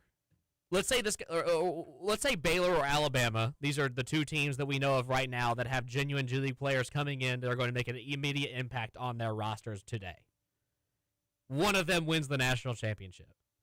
What if at the end of the season, in the offseason, Congress gets together and says, that's not happening, we're done. We're shutting it down. Those guys seem to have multiple years of eligibility left. What happens to them? Yeah. Now what? Now they're in limbo again? The NBA's not taking them back. You have to leave them there. And then you go to this constant fight with other players in the G League who wanted to come back. Whereas, okay, why are these guys able to come back then and they're still able to be on roster, make more money? but I can't. And then you start coming to, you made these rules now after they just won the national championship. Yeah. Does that count? Yeah. Yeah. Now what? Yeah, that's a great point there. I don't know. That's a slippery slope that they are kind of letting themselves walk right down. It's something where you either need to get involved right now, or by the end, it's moving so fast that by the end of the year, it's just not going to be able to be stopped. It'll be, I don't know though, like, there is something to be said, Matt, that the fact that, now this is the interesting one though, because Badeko proved it in college basketball. We have not seen someone who was at least like I haven't heard of a story of a basketball player that we knew was a key contributor in college that has done this until Badeko now. That's true. I think the St. Mary's kid, or there was some kid who's done it out west. I don't think he was very good. That was oh gosh, we talked about it here before because it was when Pat Kelsey was getting all the heat. Our thing, they were the first. Yeah, I'll have to figure it out. I don't know if that kid played. I think he might have played college basketball at that level, maybe beforehand. Is it Santa Clara? Santa Clara. I think Clara. you're right. I forgot who his name was, but I think it was Santa Clara. He might have played college basketball before he went to the G League and bounced back. But this is a SEC Defensive Player of the Year. This is a player that could actually come and make an impact on this team. This is really the first that I think has been of that scenario. A lot of these London Johnsons and the kid that went up in Baylor, he's not even the leading rebounder on the team. A kid who's been playing against pro bodies, a kid who's not a kid anymore, did not come in there, and he did not walk into Baylor and become the best anything. I don't believe. Maybe like screen setter. That's going to be most of these players. This is different, though. This is a kid that we know can come in and block shots and grab rebounds and snag boards. So it'll be interesting to see how they go about this and how this changes Alabama's season. Because Alabama, they could use an interior presence down low like this and a rebounder. So if they go on to have some success and change the complete trajectory, or what if they went undefeated from the moment he played? Right? That'd be crazy, and they would have to be forced to do something different. Texter says here on the Game Day Men's Health text line, Louisville better get that 2013 banner back. Do you think that, this the G League scenarios aren't going to change anything like that, but with so much NIL will. You think? Just paying players directly, that's was the biggest issue with the fact that we wouldn't have had to do this, this situation wouldn't have even existed if NIL existed because we could have just paid them up front. Yeah. We wouldn't have had to think that they needed an experience by any sorts. It's crazy to say out loud. Obviously, we don't agree with that. Let's not make it sound like that. But it's the opposite of it's the opposite situation with Alabama in the championship, whereas you can go back and say, okay, well, now that all these rules are in place, we shouldn't be punished anymore for it. We were doing what everybody's doing now, so let us have our championship back. Whereas with Alabama, it's saying, hey, we're ahead of the game. You enacted these rules after we were done. You can't take it away from us. Yeah. Also, the player we're thinking of is Thierry Darlin. Did he play in college before? I looked it up. I don't think so because he came from Central African Republic. He came from overseas, and he was in the NBA Academy in high school. Okay. So I don't think he's played. I don't think he went straight to the G League. Yeah, he was G League Ignite. Another Ignite player. Another player that, you could change some rules, and you really can't even prevent this, right? Because he played in an entire different league on a different team with different circumstances, right? The Ignite team was the one team in the G League that wasn't allowed to be called up. No one on that roster, when they were in the roster in the G League team, was allowed to be called up and brought back down. You were only on the Ignite team unless someone gave you a two-way contract, right? And you were still eligible for the draft, I believe, as a Ignite player too, which was a weird. It's like, hey, let's get guys in our G League and get them in early, and we'll let them get drafted still. It's funny because whenever the G League Ignite stuff was coming out, I was genuinely worried for the state of college basketball in terms of we're just taking some of the best player pools from college basketball saying, hey, these guys don't got to play here anymore. Yeah. They can just forego their education. I thought guys were going to start hey, let me buy a G League team and let me get the Ignite rules. I was the same way, and nobody cared. I feel like nobody talked about the G League Ignite. There was genuine prospects in there that skipped college basketball that I thought could have been serious impacts within the league itself, and now the G League Ignite obviously didn't work out, so it doesn't matter now. So they don't deserve to be in limbo because of that, right? They don't. That's why I agree with the London Johnson thing, and I agree with the Santa Clara kid. This is different. They were given those opportunities. That's not their fault for taking them. It's just like it goes back to my same point earlier. Doesn't make it not smart. It was dumb, but your teacher allows you to have the open note. You're not going to get punished for taking it. You know what I mean? Like it's not on them. It's not the player's fault. Not at all. So shout out to Alabama making use of this, getting a player back that they probably would have kept if he knew he could get paid more than he was getting paid these last few years. Now, I wonder if that's the truth or if he's just broke and not good enough for the NBA and knows he can double up the salary he's getting right now from Alabama, and they're forcing the NCAA's hand because they can. That's another point. That's what a lot of this is, I bet. Because when you look at at least the G League Ignite side, those are players who chose that route because they genuinely believed that was their best route to the NBA, and it didn't work out. So they want to come back to college basketball to be on a team that's going to have a lot of genuine media coverage and be able to get solid minutes to possibly make they can make some money on the side. But there's some players out there that believe that's the best route back to the NBA. I don't think suing the NCAA to get back on a team is your best route to the NBA. I mean, especially if you were already the defensive player of the year. There was only a handful of players from that G League Ignite team that even made it to the NBA, Matt. Jalen Green. I didn't know he was there. Didn't go to college. I mean, yeah, you can't picture Jalen Green in a college jersey. It's true. Jonathan Kuminga, same thing. I did know that. Dyson Daniels, same thing. Jonathan Kuminga had a good night last night. He did. Dyson Daniels was the Australian? I know the name, but I couldn't tell you if I don't remember. I believe he's Australian. I believe he was a foreign prospect that was already kind of touted pretty high. His brother is going to be like a first-round pick overseas somewhere. Scoot Henderson, which is like Scoot Henderson and Jalen Green were there too. Even Kuminga. Jonathan Kuminga, Scoot Henderson, and Jalen Green, I believe were all like as seniors in high school headed to college. And then Ignite gets created. They offer them deals, including NIL opportunities in college and whatnot. And it just doesn't, it never this is panned out. This is a little off topic, but you brought up Scoot Henderson. I remember when the NBA season just started. You remember when like Wemby was going on that crazy streak their first like 7 or 8 games in a row where he was dropping like 25, 30 a game and going crazy? Yeah. Somebody took a picture of it was the game. Oh, crap. Who were they playing? He took a step back 3, got fouled, and made it. It was like their second or third game of the season. I forgot who they were playing. But he made it, and he shot over. I forgot who he shot over. It was like 6'4", so it wasn't even close. Gets fouled, makes the 3. Somebody took a screenshot of the shot and then quoted it and said, 2 years ago, people were trying to tell me Scoot Henderson was better than this dude. I just started laughing. I just couldn't handle it. It was so funny. Scoot's had a rough one. Oh, Scoot Henderson. What a name, though. Yeah. All name team. Ron Holland and Matas Buzelis, those were those guys that played for the – so, like, Ron Holland and Matas Buzelis, they were teammates with London Johnson. And Izan Alamansa, bring them over. Thierry Darlin.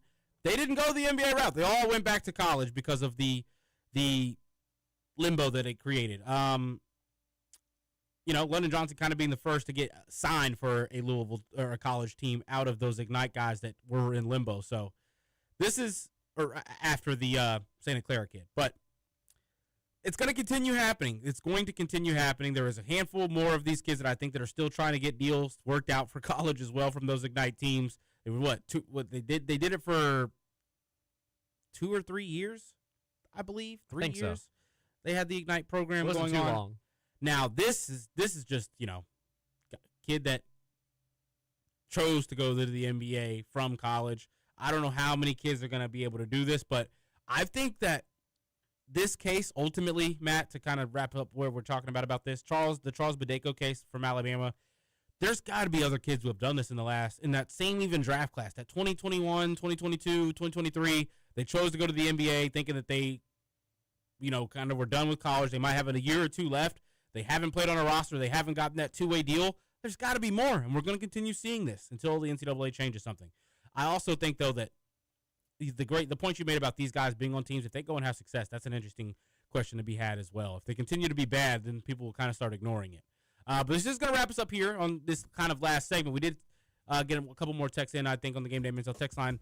We'll get into the YouTube chat as well, see what you guys had to say on there when we get back after this, and we'll continue on chatting. We're going to get a little bit of Louisville football chat started here in the next segment right here on the Mike Rutherford Show. It's been Roman Kelly, Matt Childress for you. The Mike Rutherford Show, presented by United Mechanical and Nexus Plus here in the Louisville College of Business Studios. We'll be right back.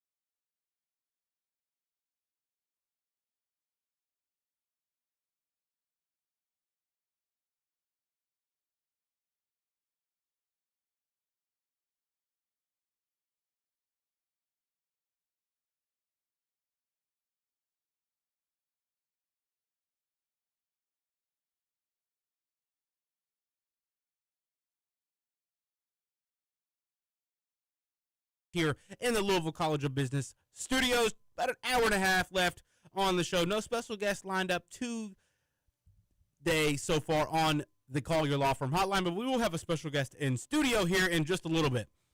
Matt, let's give a quick little update on the program note for tomorrow. Let listeners know what the change is, if they haven't already heard, starting tomorrow at 5:30.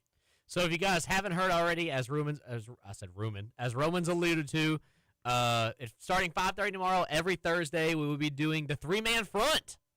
It's going to be a Louisville Kings-centered UFL football coverage show. We're going to be following the Kings week in and week out, giving you guys updates, people to look for on the roster, games to look forward to the weekend, possibly giving you guys some bets out in the games. It's going to be fun. We're excited for it. We start tomorrow. Louisville Kings money line every matchup. We do every game. I'm betting on. We actually need to keep a track. You know how you see like whenever the playoffs start, whenever like a big run goes on, it's like if you carried your money over for Blue Jays money line every game, this is how much you'd have right now. We need to see how much money you would make if you took Kings money line every game this season. That's what we're doing. We're going to do that. That's what we're doing. We're going to do it. But we're excited. Tomorrow's show, it's usually going to be an hour long every week, but tomorrow's show will be cut short due to it's Bellarmine women's basketball, correct? Yes. Bellarmine women's basketball at 6 o'clock, so they will be cutting us off. So tomorrow will be a solid little intro show. You'll get to know me. You'll get to know Grant. You'll get to know Roman. We'll go over a little roster movement, see what we're looking at, get a little information on Chris Redmond. We'll look into the team. Look at the team. Look at the front, where we're going to go. It's going to be fun, and I hope you guys are down. It's going to be right after the Mike Rutherford show, like I said, following at 5:30. Hope you guys are down to follow us for the rest of the year. Tickets drop tomorrow.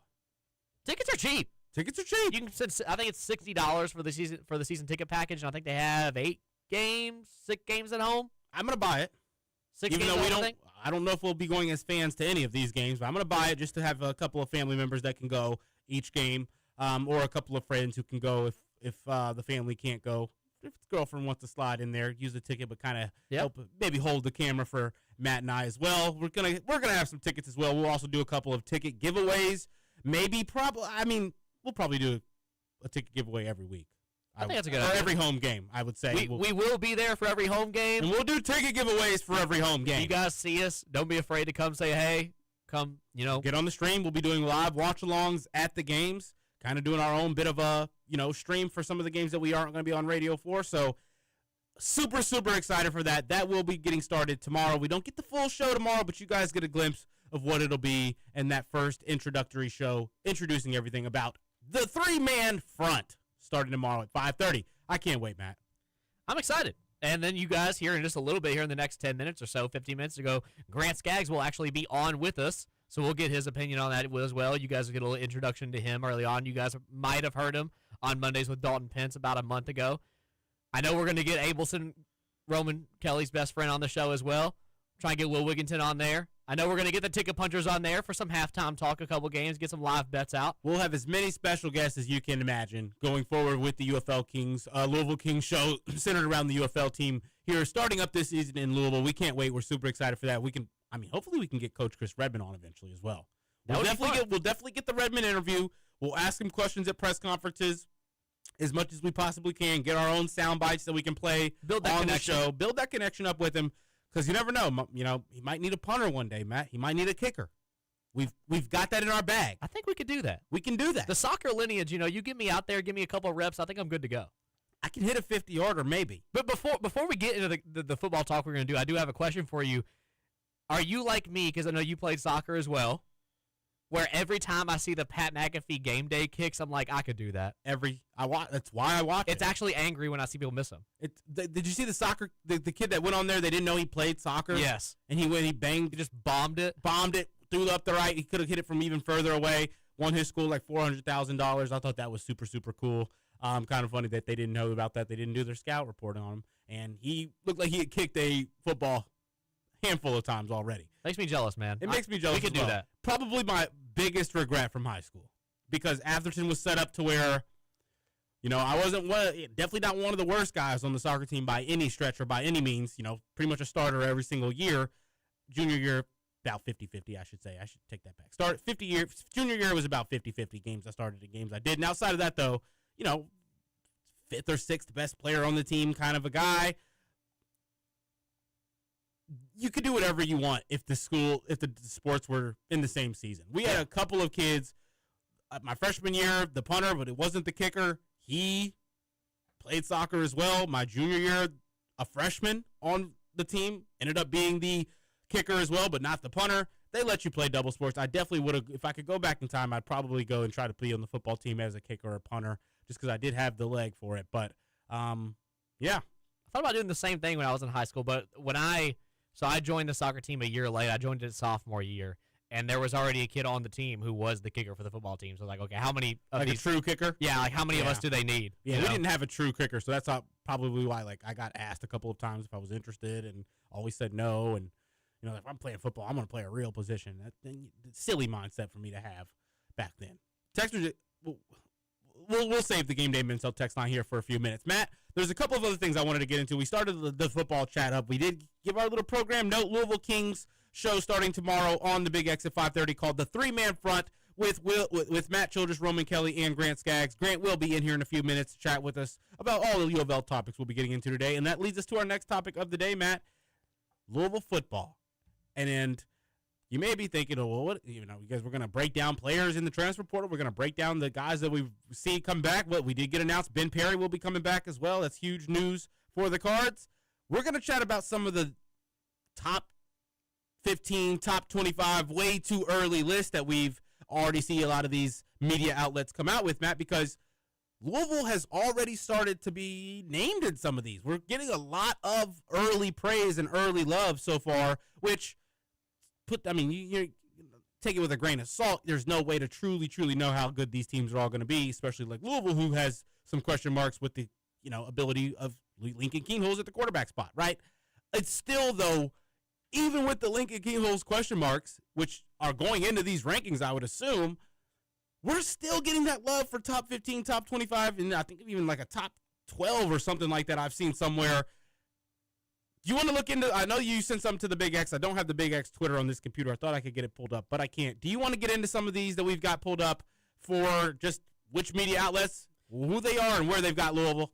Yeah, so like you said, after coming off of the Monday night game of the College Football Playoff National Championship, we already know that every media outlet's going to they're going to give out their way too early. So, that's what everybody's excited for. Football's over. You already miss it. You're ready to get to the next season. The transfer portal has been in full swing. We kind of get an idea of what the rosters for these teams are going to look like moving forward for the next season.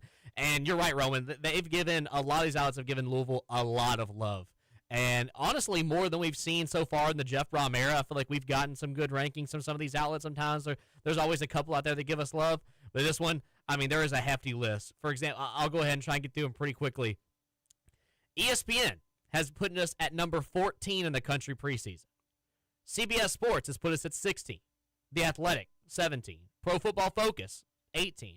Yahoo Sports, 19. Sporting News, 19. Athlon Sports, 23. Bleacher Report, 23. The only polls that do not have Louisville in the top 25 are Fox Sports, Sports Illustrated, and USA Today. The one common denominator with all of these polls is number 2 in the ACC. Number 2 in the ACC. There's only 2 that have us listed anywhere else. It's Bleacher Report and Yahoo Sports at number 3. I believe they have us behind Miami and Georgia Tech. There's a consistency here. I completely understand, being behind Miami and this and that. I completely understand all those factors. But when was the last time we came into a Louisville football season where you really saw us get this much love, this much recognition due to either a recruiting class, transfer portal class, or just how Louisville ended the season in general? I've never seen it, Matt. I have quite literally never seen this. We now are introducing into the show Mr. Grant Skaggs, the other co-host to the Three-Man Front, debuting right here on the Big X tomorrow. Grant, a diehard Louisville fan himself, big football guy himself as well. Grant, make sure we got the right mic on here. You might have to hit it. Yeah, smack it pretty hard. There you go. Yeah, all right, get that up close there.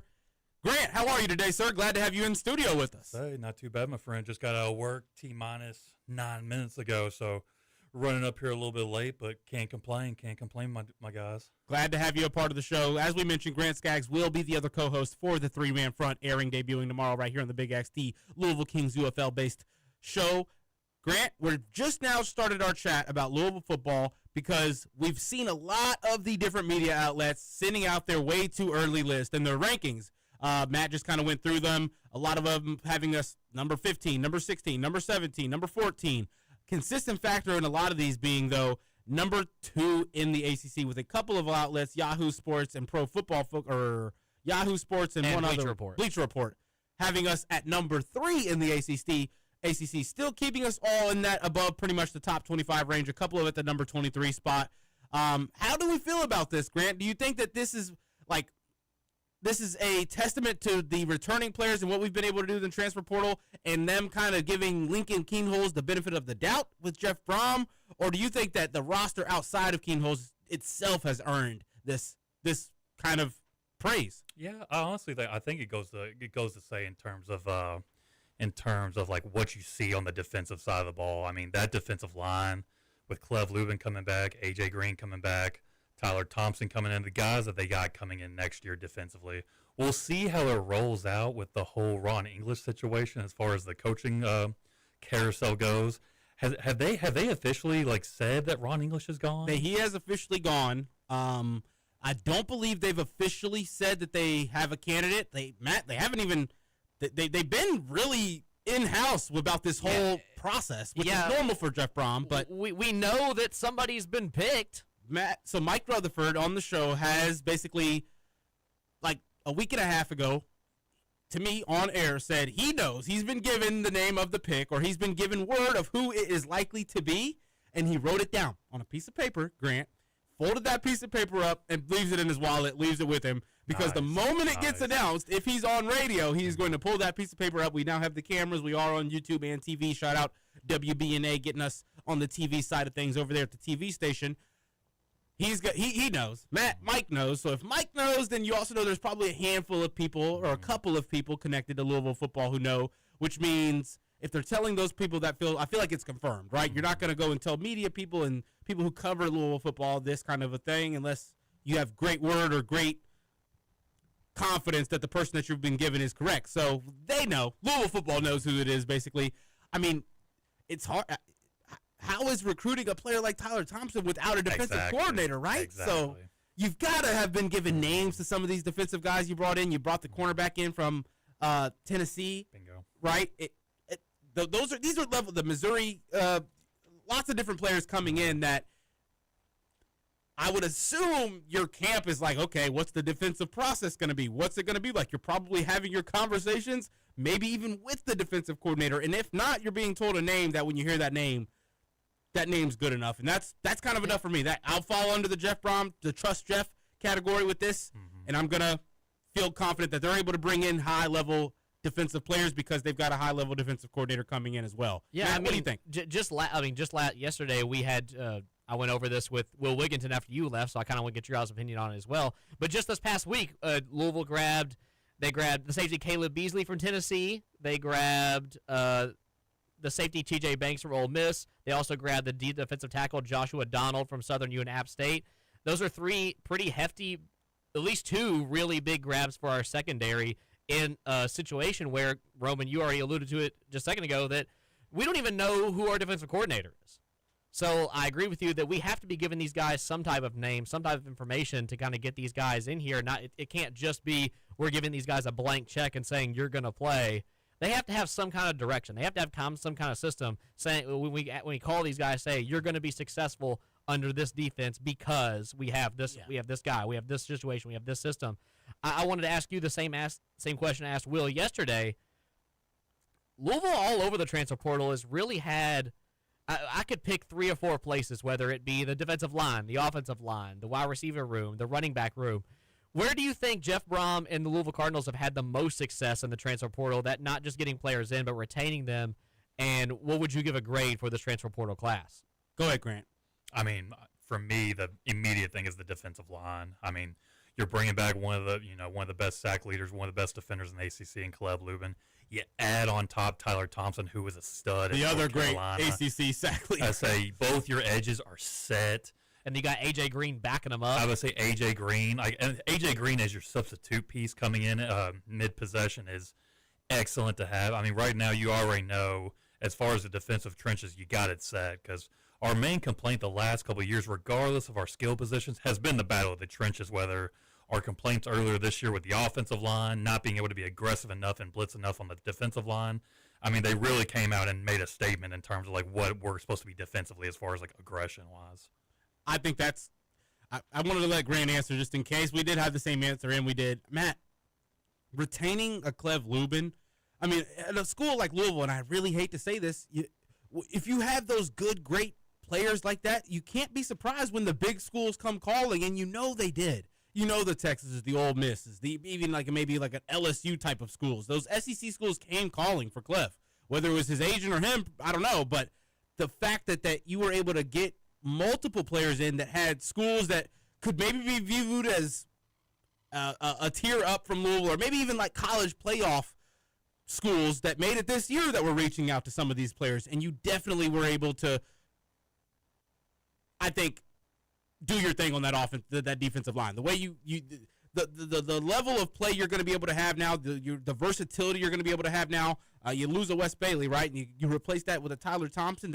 You upped the defense. The defense should be better than it was this year. It is going to be interesting because you had an improved Ron English, you had an improved defensive game plan, and now it's going to be a new defensive game plan. So you can't expect the defense to kind of maybe be perfect from day one. But I still expect this defensive line to be probably like one of the main bright factors for next season. If you made me guess right now and predict right now which position group we were going to feel the best about this time next year following our season, I would say the defensive line. So that's kind of where I go with that. Overall, because if you put your name in the portal, just because we retained you were still a portal piece. You still get counted for our portal rankings on some of these systems. If you count the Clev Lubins and you count the AJ Greens and the defensive players, the linebackers we were able to retain that did put their name in the portal on top of the players we brought back in, I'd say A-. Yeah. I think Is that too high? No, I like that rating. I think that we could. There are some wide receiver questions, right? You know, Absolutely. we have Trey Richardson, but we don't. We have Trayshawn Hurry coming back, but there is also not like we don't have like a bona fide Colin Lacey on this team. I would say Trey Richardson is going to be our Chris Bell this year, like he's our bona fide wide receiver one. But we don't have a guy coming in to back him up saying, when he's not open, this is the guy that's going to be open, and then you have your wide receiver 3. We don't really have that. Tyler's second option was Chris Bell. We don't have that. That's pretty crazy. But I'm right there with you guys. I think that the defensive line in this edge rushing group is going to be the bread and butter for this Louisville team, this Louisville defense in general. I think we really molded this transfer portal class and the situation of our defense on playing Miami this year. I mean, you saw that this team, I mean, we went in their house, we went in their trap, took over their trap, but at the same time, this team played for a national championship this week. And they did that by getting to the quarterback. They can get to the quarterback without having to rush 5 guys. They can rush 3 or 4 and put genuine pressure on guys like Fernando Mendoza who are sitting behind a great offensive line. It leads me to believe that Jeff Brom sees this around college football, showing that these really great teams, the Georgias, the Alabamas, they invest in their front line on the defensive end, not just their O-line, but they get to the quarterback. They make them uncomfortable. The quarterback position is developing so fast in today's college football. Dudes will be able to get to their reads faster. They're more athletic. They're able to play with their legs a little bit more.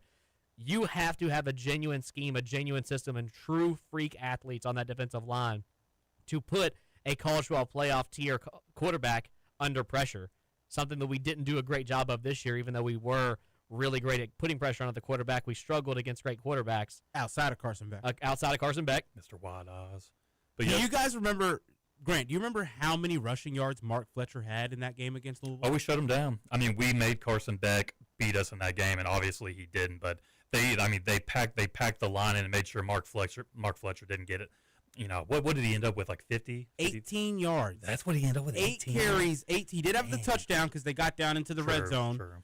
But 18 yards we held him to. Now, Malachi Toney did have 9 receptions for 135 yards. It was like 2 60-yard receptions, though. And a big old screen pass. Yeah, and then the huge screen pass as well, which obviously wasn't 2 60-yard receptions, but it was like he had the one like 40 or 50, then he had another 30 or 40-yard reception like that, then he had the super, super long screen pass, which gets counted as reception yards as well, but that's more of like a rush-esque type of play where starting more from the line of scrimmage and you're setting up blockers. Exactly. So, I mean, and you look at the way we did that, not letting them run to the outside at all. We had a great game plan of sending the linebackers in. You know, if you combine all of that game plan and the way we played in that game with some bigger bodies and even more talent now on that defensive side, and you can get that level of defensive play from your front every week, you're going to be able to beat most teams, right? And prioritizing the trenches, being able to do the same thing on the offensive end like we just watched in the college football playoff. Miami got to where they were at because they got a push every time they handed the ball off. If they didn't, they still got 4 yards, 5 yards. Great, that's kind of because of the personnel. but it's because of just how big one guy getting just a couple of inches of forward on his defensive lineman can open up something for you and can keep you ahead of schedule.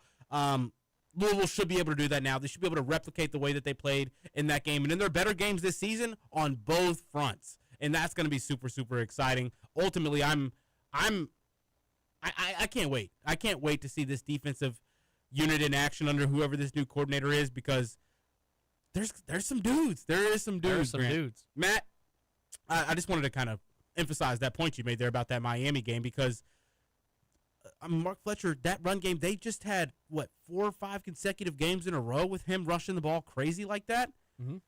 Granted, they had some offensive line improvements as well. They were iffy offensive line with the talent they had. They weren't always protecting Carson Beck earlier on in the season, and definitely kind of had games where they were susceptible to needing to pass the ball more. We've done that. We've done a great job of that, and I think if you can look into that and buy into what that means and what some of these other college football playoff teams did, we should be able to have that kind of success now going forward. You got to continue to bring those guys in, though. We did have a game day. Any chats on the YouTube chat, Matt? We didn't. We only had the same one. Same one? All right. They missed Mike, which we understand. We did have a text in on the Game Day Men's Health text line we can get into. It says, NBA roster. Okay, this is back to basketball for a sec. We will get back to the football chat here in just a little bit. NBA rosters should mirror European soccer roster rules for younger players. Typically, under 21 players do not count toward the roster. This would allow the lottery pick out of high school to skip college and reduce the risk of an NBA team taking a 17 to 18-year-old kid and having them count against their own roster. This is brilliant. The only issue with this is every league is considered its own thing.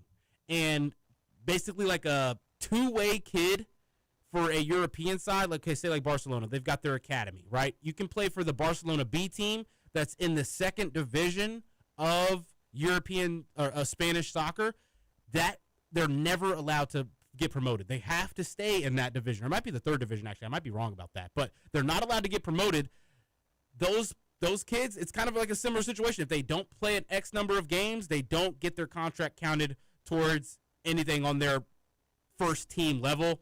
The issue with that is the only way the NBA could do this is if they fully kind of eliminate taking kids to college. Like, you can't have a kid go to college because that they're their own entity. You can't basically, NCAA is never going to allow an NBA team to have the rights to a player who's playing for college. Now that NIL has started, the colleges aren't going to allow that either, unfortunately. Now, they do that for baseball, don't they?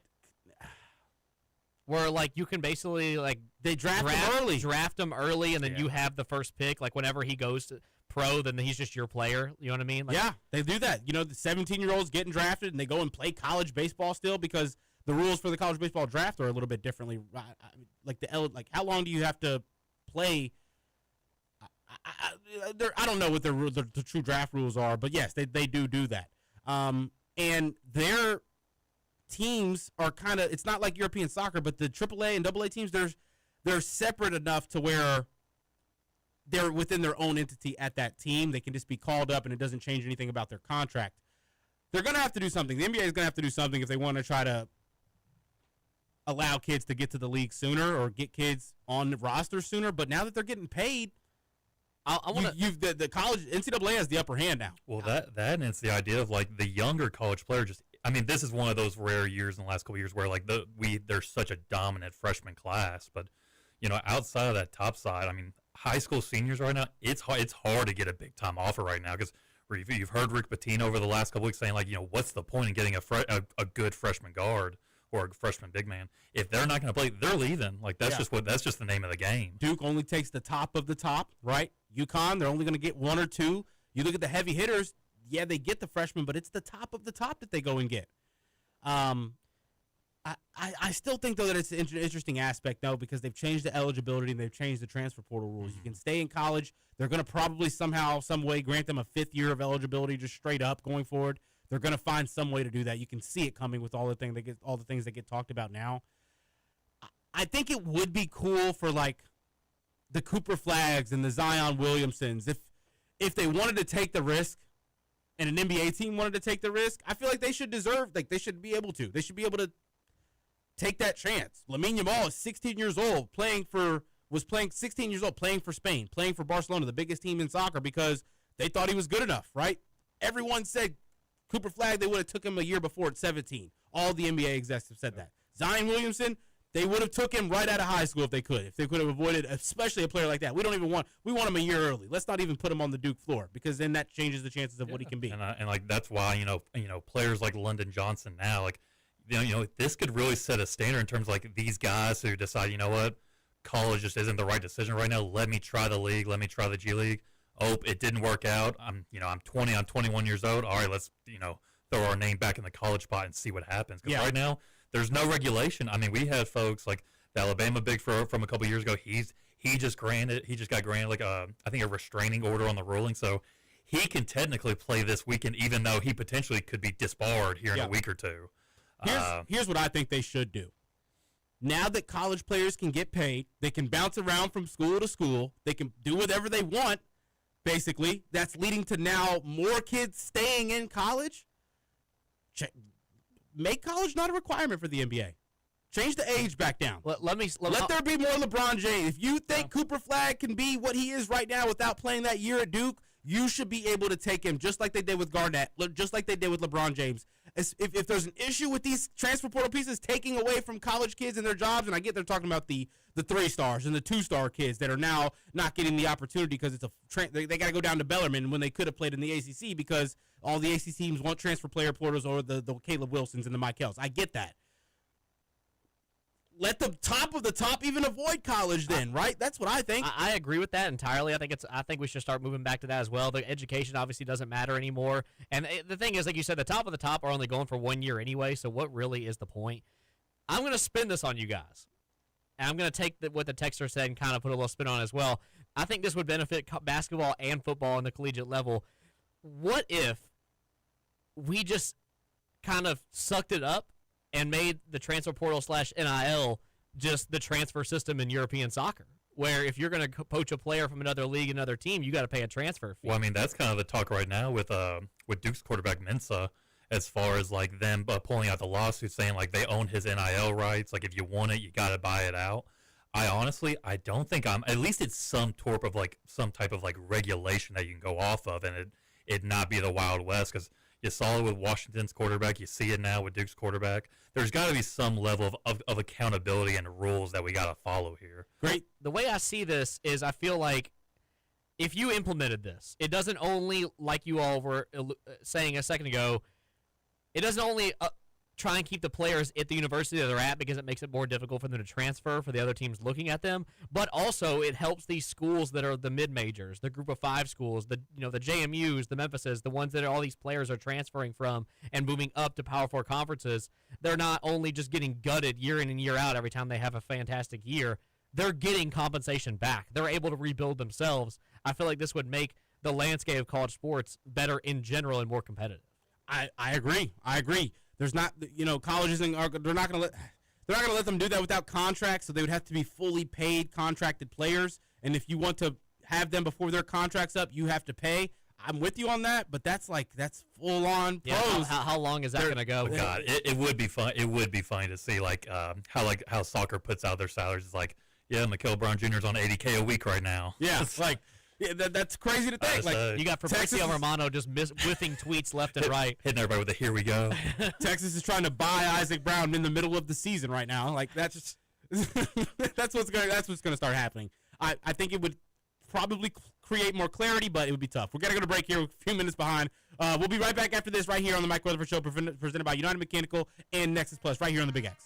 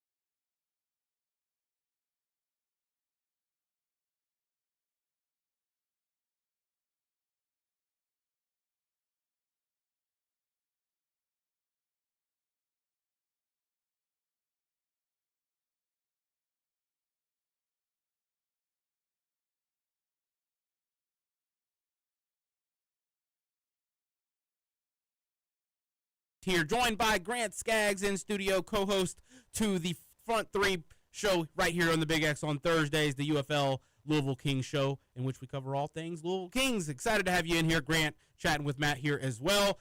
Fellas, we were chatting about Louisville football. We got into the top 25 way too early media outlets and how a lot of Louisville love in those. In the top ACC side, at least in a lot of those, a couple of them putting us at the 3 spot. I want to ask, how do we think the ACC stacking up for football next season? Now, we know we've got some parity now with some coaching changes happening. Virginia Tech looking like they should be a serious side. Matt, I want to ask you first.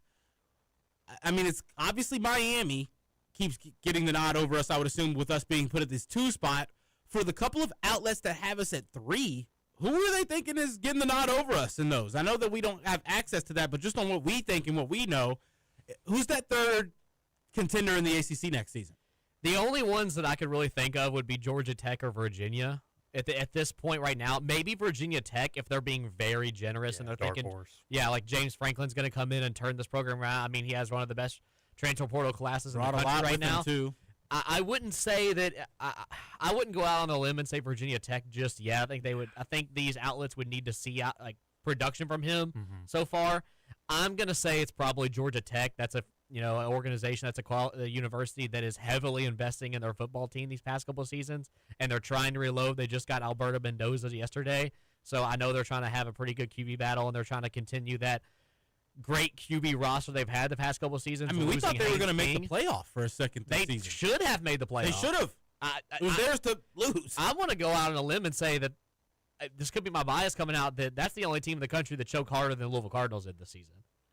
I mean, see that. They genuinely had it all out. It was really all in front of them, and they knew they had it. It was in their hands, and they dropped it and lost it and kind of kicked it away as they dropped it. So I'm going to say Georgia Tech is probably ahead of some of those, and I think that's kind of a toss-up, and they're just saying which returning roster / portal class is going to succeed more based on their schedules. Which quarterback who hasn't played is going to play better. Exactly. I kind of wanted to go on this real quick and ask you guys one more question when we're talking about football right now. I already asked you guys where your favorite area of our portal class was and gave you all ratings. What's an area of this portal class so far, or just the roster in general, that gives you a little bit of uncertainty? Grant, you want to answer this one first? I'm ready.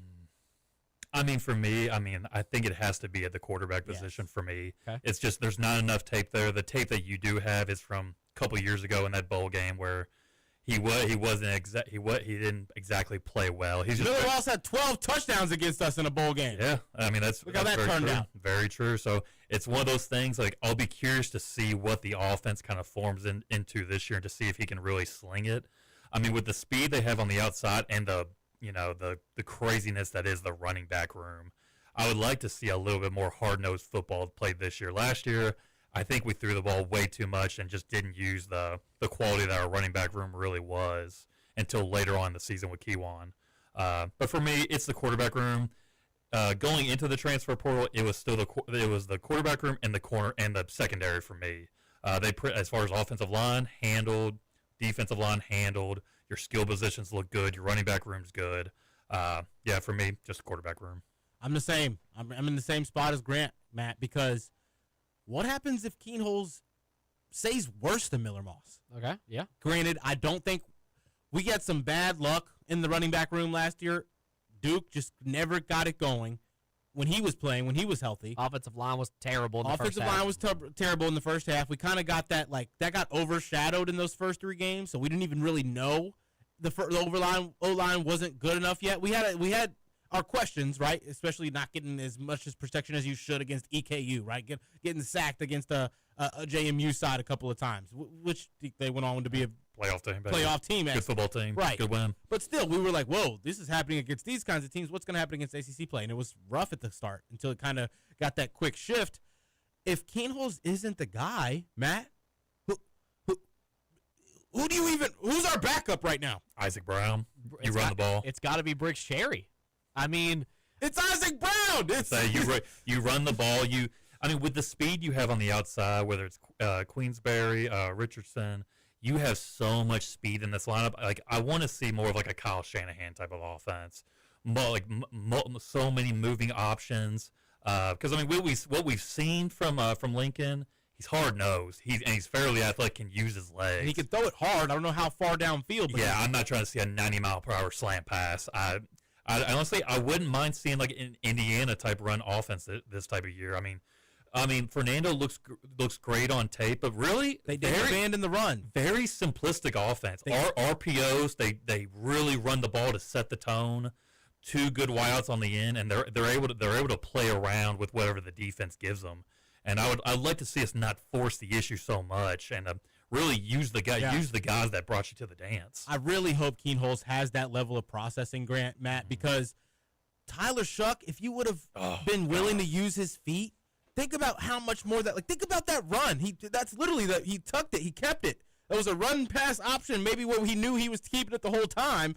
We might have saw more of that later on in the season if he doesn't fumble that. But I think about that play right there, and I think about Mendoza's run at the end of the game to get the first down or get the touchdown there, right? No one saw that coming. Okay, wow, they're going for it. We can't even process what to defend with them going for it. And then, of course, Ignetti, the perfect play, the last thing they're going to expect. And I was getting mad throughout the game. I'm like, Mendoza is doing the thing where the running back or the quarterback tries to sell it every single time he hands it off, like he might be keeping it, and he hasn't kept it once. I think he kept it one time and he got sacked immediately. They blew it up, and he continued to do that fake run thing. What made me start hating it originally is the NFL quarterbacks who we know don't run that do it, right? Like Phillip Rivers, why are you running out to the side off the handle? We know you're not going. Drew Brees, stop. Just stop. We know you're not going to. You're not faking anybody out there. I still, the play runs in my head every so often. It's the one where it was Peyton Manning post back surgery with the Broncos, and he did a play. Oh my gosh! It took him 30 seconds to wrap around the corner and get to the end zone, and then I thought he damn near threw his back out, spiking it into the ground. Yes, I remember that. I know exactly what you're talking about. Tyler didn't have that in our play calling. We didn't have that for Tyler. We wanted to, I think. Tyler was probably interested in it, but his camp, our camp, we knew. Let's not add to what we've already seen from him, and that be the culprit of it being worse. This right? is where I feel like Keen Holz, though, is going to be able to develop under a Jeff Brom system. Exactly. Grant, like you said, he's a hard-nosed dude. He is not afraid to put his shoulder down and go into a linebacker. He is not afraid to go out and get you those extra 2 or 3 yards by stretching his limbs out, whatever he's got to do. He's going to put his body on the line if he has to. He is that guy. He's the locker room hero. He's what you want on the field. He's a true-born leader. The thing is, you're right, there's not a lot of tape out, but he's got a lot of time left. This is the guy that Jeff Brom has been wanting. He wants a guy who he can trust, who can use his athleticism like Tyler Shuck could, but his injuries kind of held him back a little bit. This is a guy that he's going to be able to develop. And that's the only reason I don't agree with you guys in this sentence. I'm actually going with the wide receiver position. That's number 2. I don't mind it. I am almost petrified at the wide receiver situation, almost because of Keen Holz. Because you have this guy who's not been proven yet, who has the inexperience, and then you didn't put together a serious wide receiver core around him. You gave him a great wide receiver. Like a couple of game breakers. Yes, you gave him a good wide receiver piece in Trey Richardson, and you bring back Trayshawn Hurry, a guy who should know your offense. Knows the offense. But then again, we didn't see any production. He got his first touchdown in the bowl game this past season. Second catch? Yeah. There's something like that. And it's one of those where as much as in the preseason when me and Dalton on Mondays with Dalton Pence were talking who we think is going to be a big player in the season, I said Trayshawn Hurry. I thought that it was going to be him, and it wasn't. So it worries me that if we get a start like we did this season, where maybe the offensive line is a little shaky, we got to move some people around. The running game, God hope they don't have him, but it has a couple injury issues, and we don't get the running game going early. Fearful of having to rely on a pass game that doesn't exist yet. Exactly. You can tell that this pass game was built just like the one with Miller Moss, where it's going to be heavily on the run game, and the pass game is going to be a bonus. Trey Richardson's going to get open because of how heavily we run the ball. Because he's always getting one-on-one coverage. If that doesn't happen, and they're able to double up Trey Richardson, and then we have to go to Trayshawn Hurry over and over and over again and expect Lincoln Keenholz to use his legs, to go through heavy progressions with a man in his face. That is what worries me. Yeah. I believe that these guys can step up, and they do know the system they can develop. But I think for me, it's the wide receiver. I say I'll counter you on that because we've talked about it for the last couple of years since Jeff's been here. You got some guys in the tight end room now. That's true. And I would love to see some double tight end actions where you got some studs in that room. Put them both in the backfield. I about to say use them. we've had some pretty good pieces here over the last couple of years where it was Jamari Johnson, where he's playing stellar at Oregon. He catches a touchdown pass in the semifinal. Bingo. Like, we've had a couple studs in that position that we just haven't been able to get the most out of, whether that's, formation-wise or just our quarterbacks' progressions through the system. But you got a couple guys in this room that I think can really make a good difference for you. I think that's a great point Grant made. I'm with you, Matt. Ultimately, I think that is something to be worried about, just because you get Ole Miss early, right? That you get smacked in your first game. Anything you think you tried in that game that didn't work, you're going to kind of chalk it up, potentially say it's not right, and you go back to the drawing board. That's an issue you maybe have to look at. And two, the fearful of not getting any good pass attempts against a good defense early in your season like that with a new quarterback and new receivers. That is definitely something I think we have to maybe look into. I think that you ultimately have to hope that the run game with a all-around benefited offensive line can genuinely do what it was supposed to do last year and keep us ahead of schedule, keep us in front of the chains, keep Keenholz in a position to make basic decisions. Especially because you got 3 running backs who could start on almost any roster in the country. Yes, right? And getting those 2nd and 4 situations, right? Those 3rd and 4, 3rd and 3s, because you're able to run it twice in that series of downs. We haven't been able to do that. You're getting stuffed on the first run. We had this thing where we were trying to throw it on first down, getting stuffed on the second run. Now it's 3rd and long, and it's a penalty. Now it's 3rd and super long. We did like the reverse Scott Satterfield, where we would throw it in the situations you didn't want to throw it and then run it in the situations you didn't want to run it. Whereas with Scott Satterfield, you just got on the line. You're like, wow, our defense made a great stop. What an interception. Can't wait to run it on 1st, 2nd, and 3rd down and then throw it at 3rd and 15. Yep. That was pretty much the Miami game last year in the second half. Yeah, it kind of was. Plenty of turnovers, but just couldn't bring anything out of them. Yeah, and then getting those throws somehow on 3rd down more than we probably should have in that game. I think that you have a great point there, though, Matt, because this is going to be a whole new set of receivers. Even the tight ends that we think are coming in that we're going to be good. That was a good point, too. I honestly, when I was thinking about my answer, I didn't think about the tight ends. I think that the tight ends are good. Jeff doesn't have a choice now this year. Yeah, right? He's Foley's got going to be so good, man. He's got to use them. It's funny because we've had like key tight end moments the last 3 years. There's been like a one big tight end touchdown you can pinpoint, I feel like, in each and every game.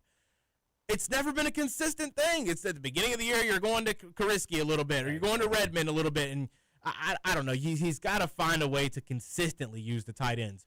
The one thing I did notice last year, the short passing situations, you knew you were going to maybe get a chance at using a tight end.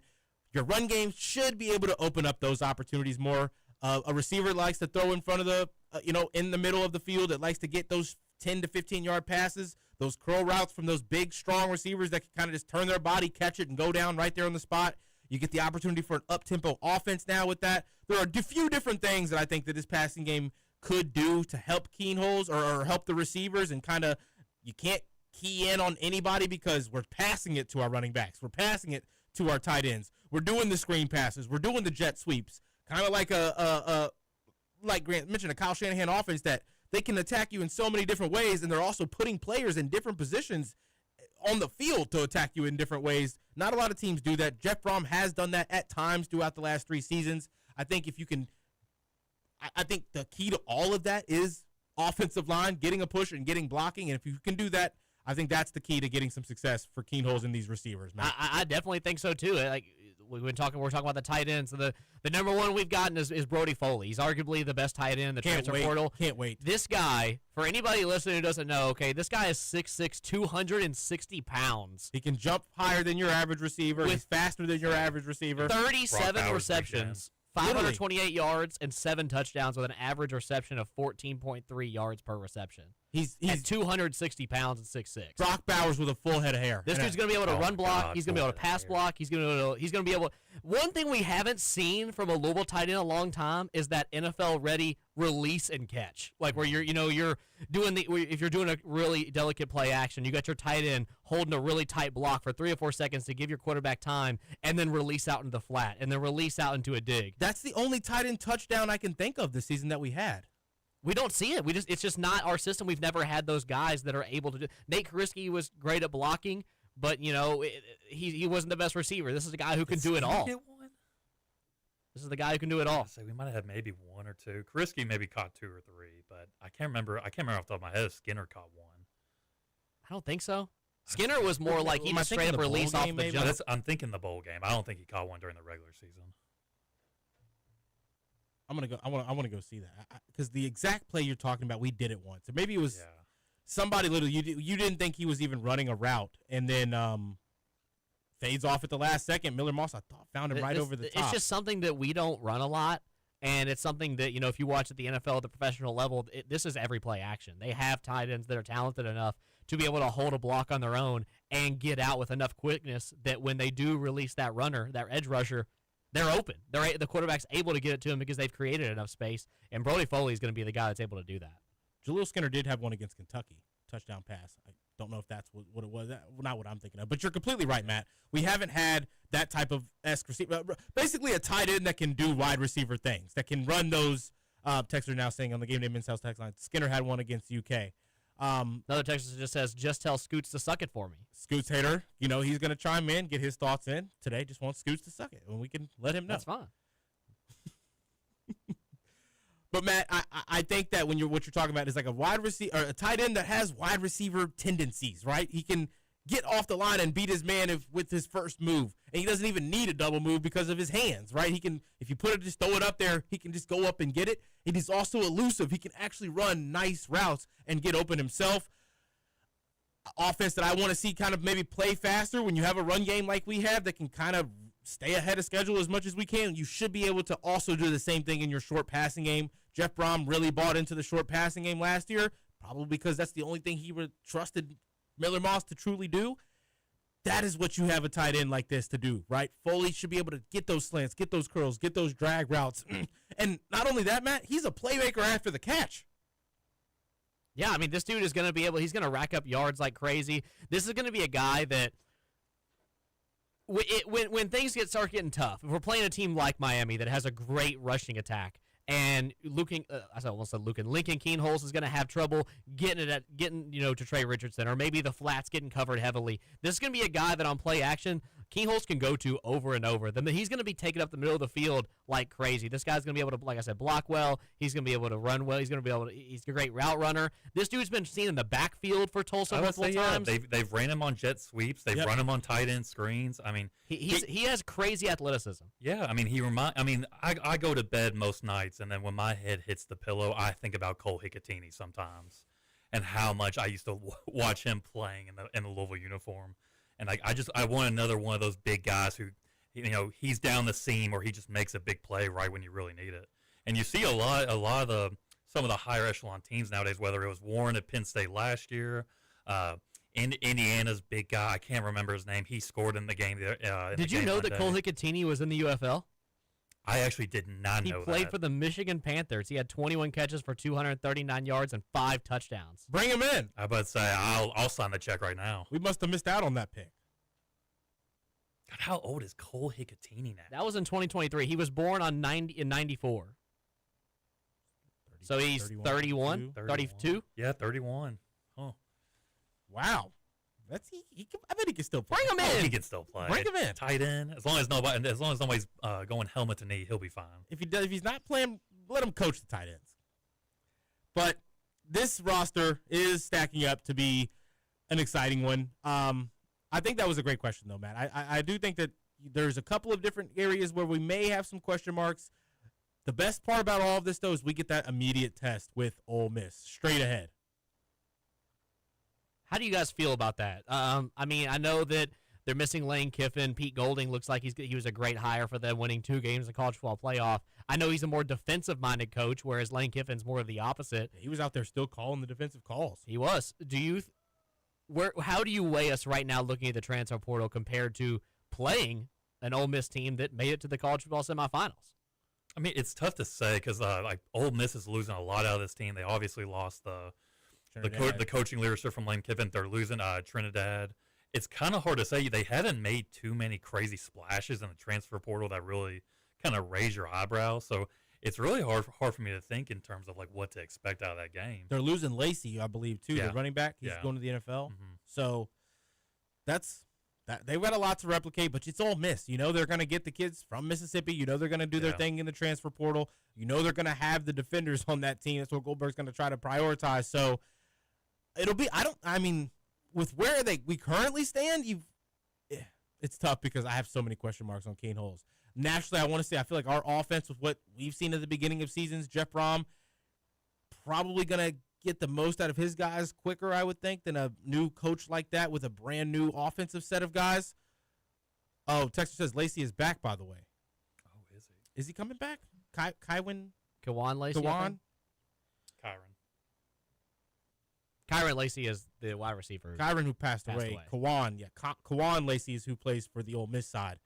Texter did say here on the Game Day Mental text line, this is the one year I wish we weren't starting with a big game. Would love an EKU before playing Ole Miss. He is returning. Yeah, he is returning. He is returning. Okay. Wow, big return for them. That's huge. I would say that's your first big test of the year because he's a stud. He's a stud. I think he'll be in the NFL one day. I wanted to ask you guys one more question. I thought he was NFL. I thought he could go. I thought he was too. I didn't know if he entered the or went to go for the draft because initially when the season first ended, I thought he was one of those names who already declared. But hey, I guess not. I mean, that's a big get back for them. Huge get back. Only a sophomore, so he has one more year.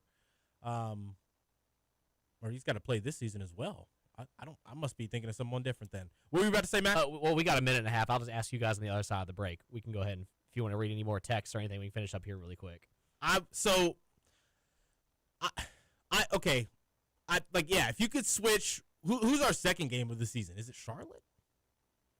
I do not have them pulled up right now. We need pull up see if you guys can pull up our Louisville schedule. If you could change Ole Miss to the second game of the season, just so these guys could go out there and get some reps and see everything they've been doing in their spring training and their fall camp and see it actually replicate on a field against an opponent, I would like to see that before Ole Miss straight away. But I'm glad we've got an SEC team early. I think you go and win this kind of game, it sets you up for success later on in your season, right? We play Villanova. No, wait, what? Yeah. Yeah, Villanova's on the 11th. Oh, okay. There's no dates for anything for me. Yeah. Yeah, Villanova's the next game after that. So, and that's not an easy game by any means. It's not like a bye game that you would have like an EKU. But even that Villanova team, I'd like to see them before Ole Miss, just because it's a college football playoff team. You know you're going to have college football playoff-esque defenders on that team. You know you're going to have a all-conference-esque talent in Kawan Lacey in the backfield. Probably going to be pretty run-heavy with the new quarterback trying to get established with new receivers as well. So I don't give either team the edge. Naturally, I'm going to say that the team that was in the college football playoff is probably going in as the favorite in that game. But it's the first game of the season. There's no telling. This is going to be his fourth coached game as a head coach. So have we? I know that they denied Trinidad Chambliss from returning. Isn't he appealing that? Yeah, I think he's actually trying to file a lawsuit against the NCAA right now. I don't see it going anywhere unless he's going off. He played Division II. That's not JUCO. Exactly. I think he's going to try to go off that landmark, but I don't think they're going to have any success with it. I don't think they're going to either. It's no different than what Cam Ward did, right? Which it's just crazy to think how talented Trinidad is, and for me, the role he's went through over the last 6 or 7 weeks, you would think he'd be pretty high on draft boards and trying to make a splash in the NFL, but now especially with Dante Moore coming back now. Yeah, and I know he's gonna if he came back to college, he would make a really big bag that would be extremely meaningful to him. But it really says something about the open market right now. It does. Apparently, 4 hours ago, CBS Sports reported that the quote is, "There's optimism around Ole Miss football program that star quarterback Trinidad Chambliss will eventually be granted an injunction by a court in Mississippi that allows him to play for 2026 season." Multiple sources tell CBS. It wouldn't shock me. It seems like right now you can get around with just about everybody if your name's not Tyler Sharp or or anybody like that. I've brought that man up 10 times on the show. We got to go to break here. I do kind of want to continue on because what if he doesn't get it? Now what for Ole Miss, right? That seems so risky. But we got to go to break here on the Mike Rutherford Show, presented by United Mechanical Nexus Plus. Right here, Roman Kelly, Matt Childress, Grant Skaggs, taking you up till 5:30. One more segment to go. We'll be right back after this.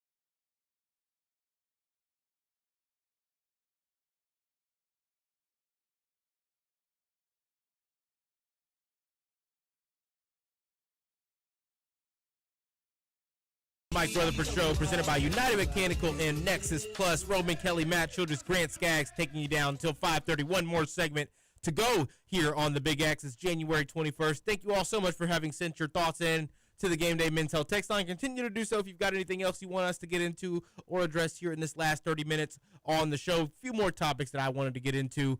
I mean, on the break there, we were chatting, Grant and I, Matt, I haven't heard any of this Oscar Sheboy stuff. Oscar Sheboy stuff. Yeah. Oh, is it where like KSR keeps reaching out to him? Yeah, as far as trying to kick the tires on him trying to come back too, which. Would they want him to come back? Would he make a difference? I mean that, and could you imagine the money you would have to offer up for him too? Not to mention, does Kentucky need another front court piece? They have 9. I mean, at this point, Samardo Samuel's got 3 years left. That would be interesting. I don't think Taekwon Dean's got any eligibility left. Terrence Jennings got 1 more year. And you said also R.J. Lewis from St. John's. Yeah, he's looking to get his name. Because he didn't get drafted. Yeah, he went as a free agent. I'm sure he had some type of G League minutes. But yeah, because was Summer League, Terrence Edwards was in the Summer League. Exactly. So honestly, it wouldn't shock me if RJ ended up coming back to St. John's. It wouldn't shock me whatsoever. I mean, again, it's just the market right now. Anything can happen. Anything can happen. Edgar Sosa's still playing ball. I don't know. Yeah. It's and you literally can convince me that anything is in rotation. I wanted to ask you guys this, not to derail the conversation, but it's just a little piece. It's not a big topic I want to talk about. We were talking about Brody Foley for a little bit, and then we compared him to Cole Hicatini. So I'll look up Cole Hicatini's stats from his final year at Louisville in 2016. He played all 13 games. He had 50 catches for 668 yards and 8 touchdowns and a longest catch of 67 yards. Do we think now? Obviously, 50 catches. 50. Now, obviously, Lamar Jackson has something to do with that. Do we think Brody Foley can break these numbers or even get close? Dude, it's hard to say with a Jeff Brom offense. It's really 50 catches for a tight end is nuts. I was about to say it's really hard. Did Risky even have 10 catches? Oh gosh, maybe. I would say he's probably around the 15. I know Brody's getting open a little bit more than Nate is, but he is. But it really just comes down to the system you play. Because I could see it where he ends up touching the ball 2 or 3 times a game, and that's it. I feel like those teams that their go-to receiver is their tight end. Yeah, they're always good. Yeah, they're always good. Whether it's Tyler Warren, Brock Bowers. Those guys are out there, and they're the ultimate security blanket for a lot of teams. Yes, he had 20 catches. Yeah. Krisky had 20 catches this season. I'll say Foley's probably in that 40 range then. I think if Nate Krisky had 20, he can definitely break. Yeah, I don't hate it, especially with how many more packages you could slip. True, you're probably running more sets, more plays for Foley himself, and then I think that the short passing game. I think we're going to do some interesting creative stuff now that Jeff knows he has an offensive line that he should be able to rely on. We should see the Colin Lacey, the double end around stuff, right? I don't necessarily like it because I didn't think we were good enough for it. Yeah. We should be good enough for it now. I don't know if the skill players are going to be fast enough. Colin Lacey's a speedster. I don't know if Trayshawn Hurry's got that kind of speed in his game. I think that a lot of the things you see with interesting formations with the tight end, like you mentioned earlier in the last segment, he's a blocker for the first 2 or 3 seconds of the possession, and no one thinks he's going to be running a route, and then boom, he's 10 yards down the field open for a wide open pass. I think those are the kinds of things that should be drawn up more for him. So that's a great question, Matt. 50 catches, though, from the tight end. 668 yards. I can't, how many catches did Chris Bell have this season? He had to be in the 60s. Because, we were feeding him 7 or 8 times every game. The first 6 weeks, you could convince me because, he was really going to town. But he really cooled off towards the end of the year when he was kind of picking up little knocks here and there. But 72. Yeah, 72 receptions.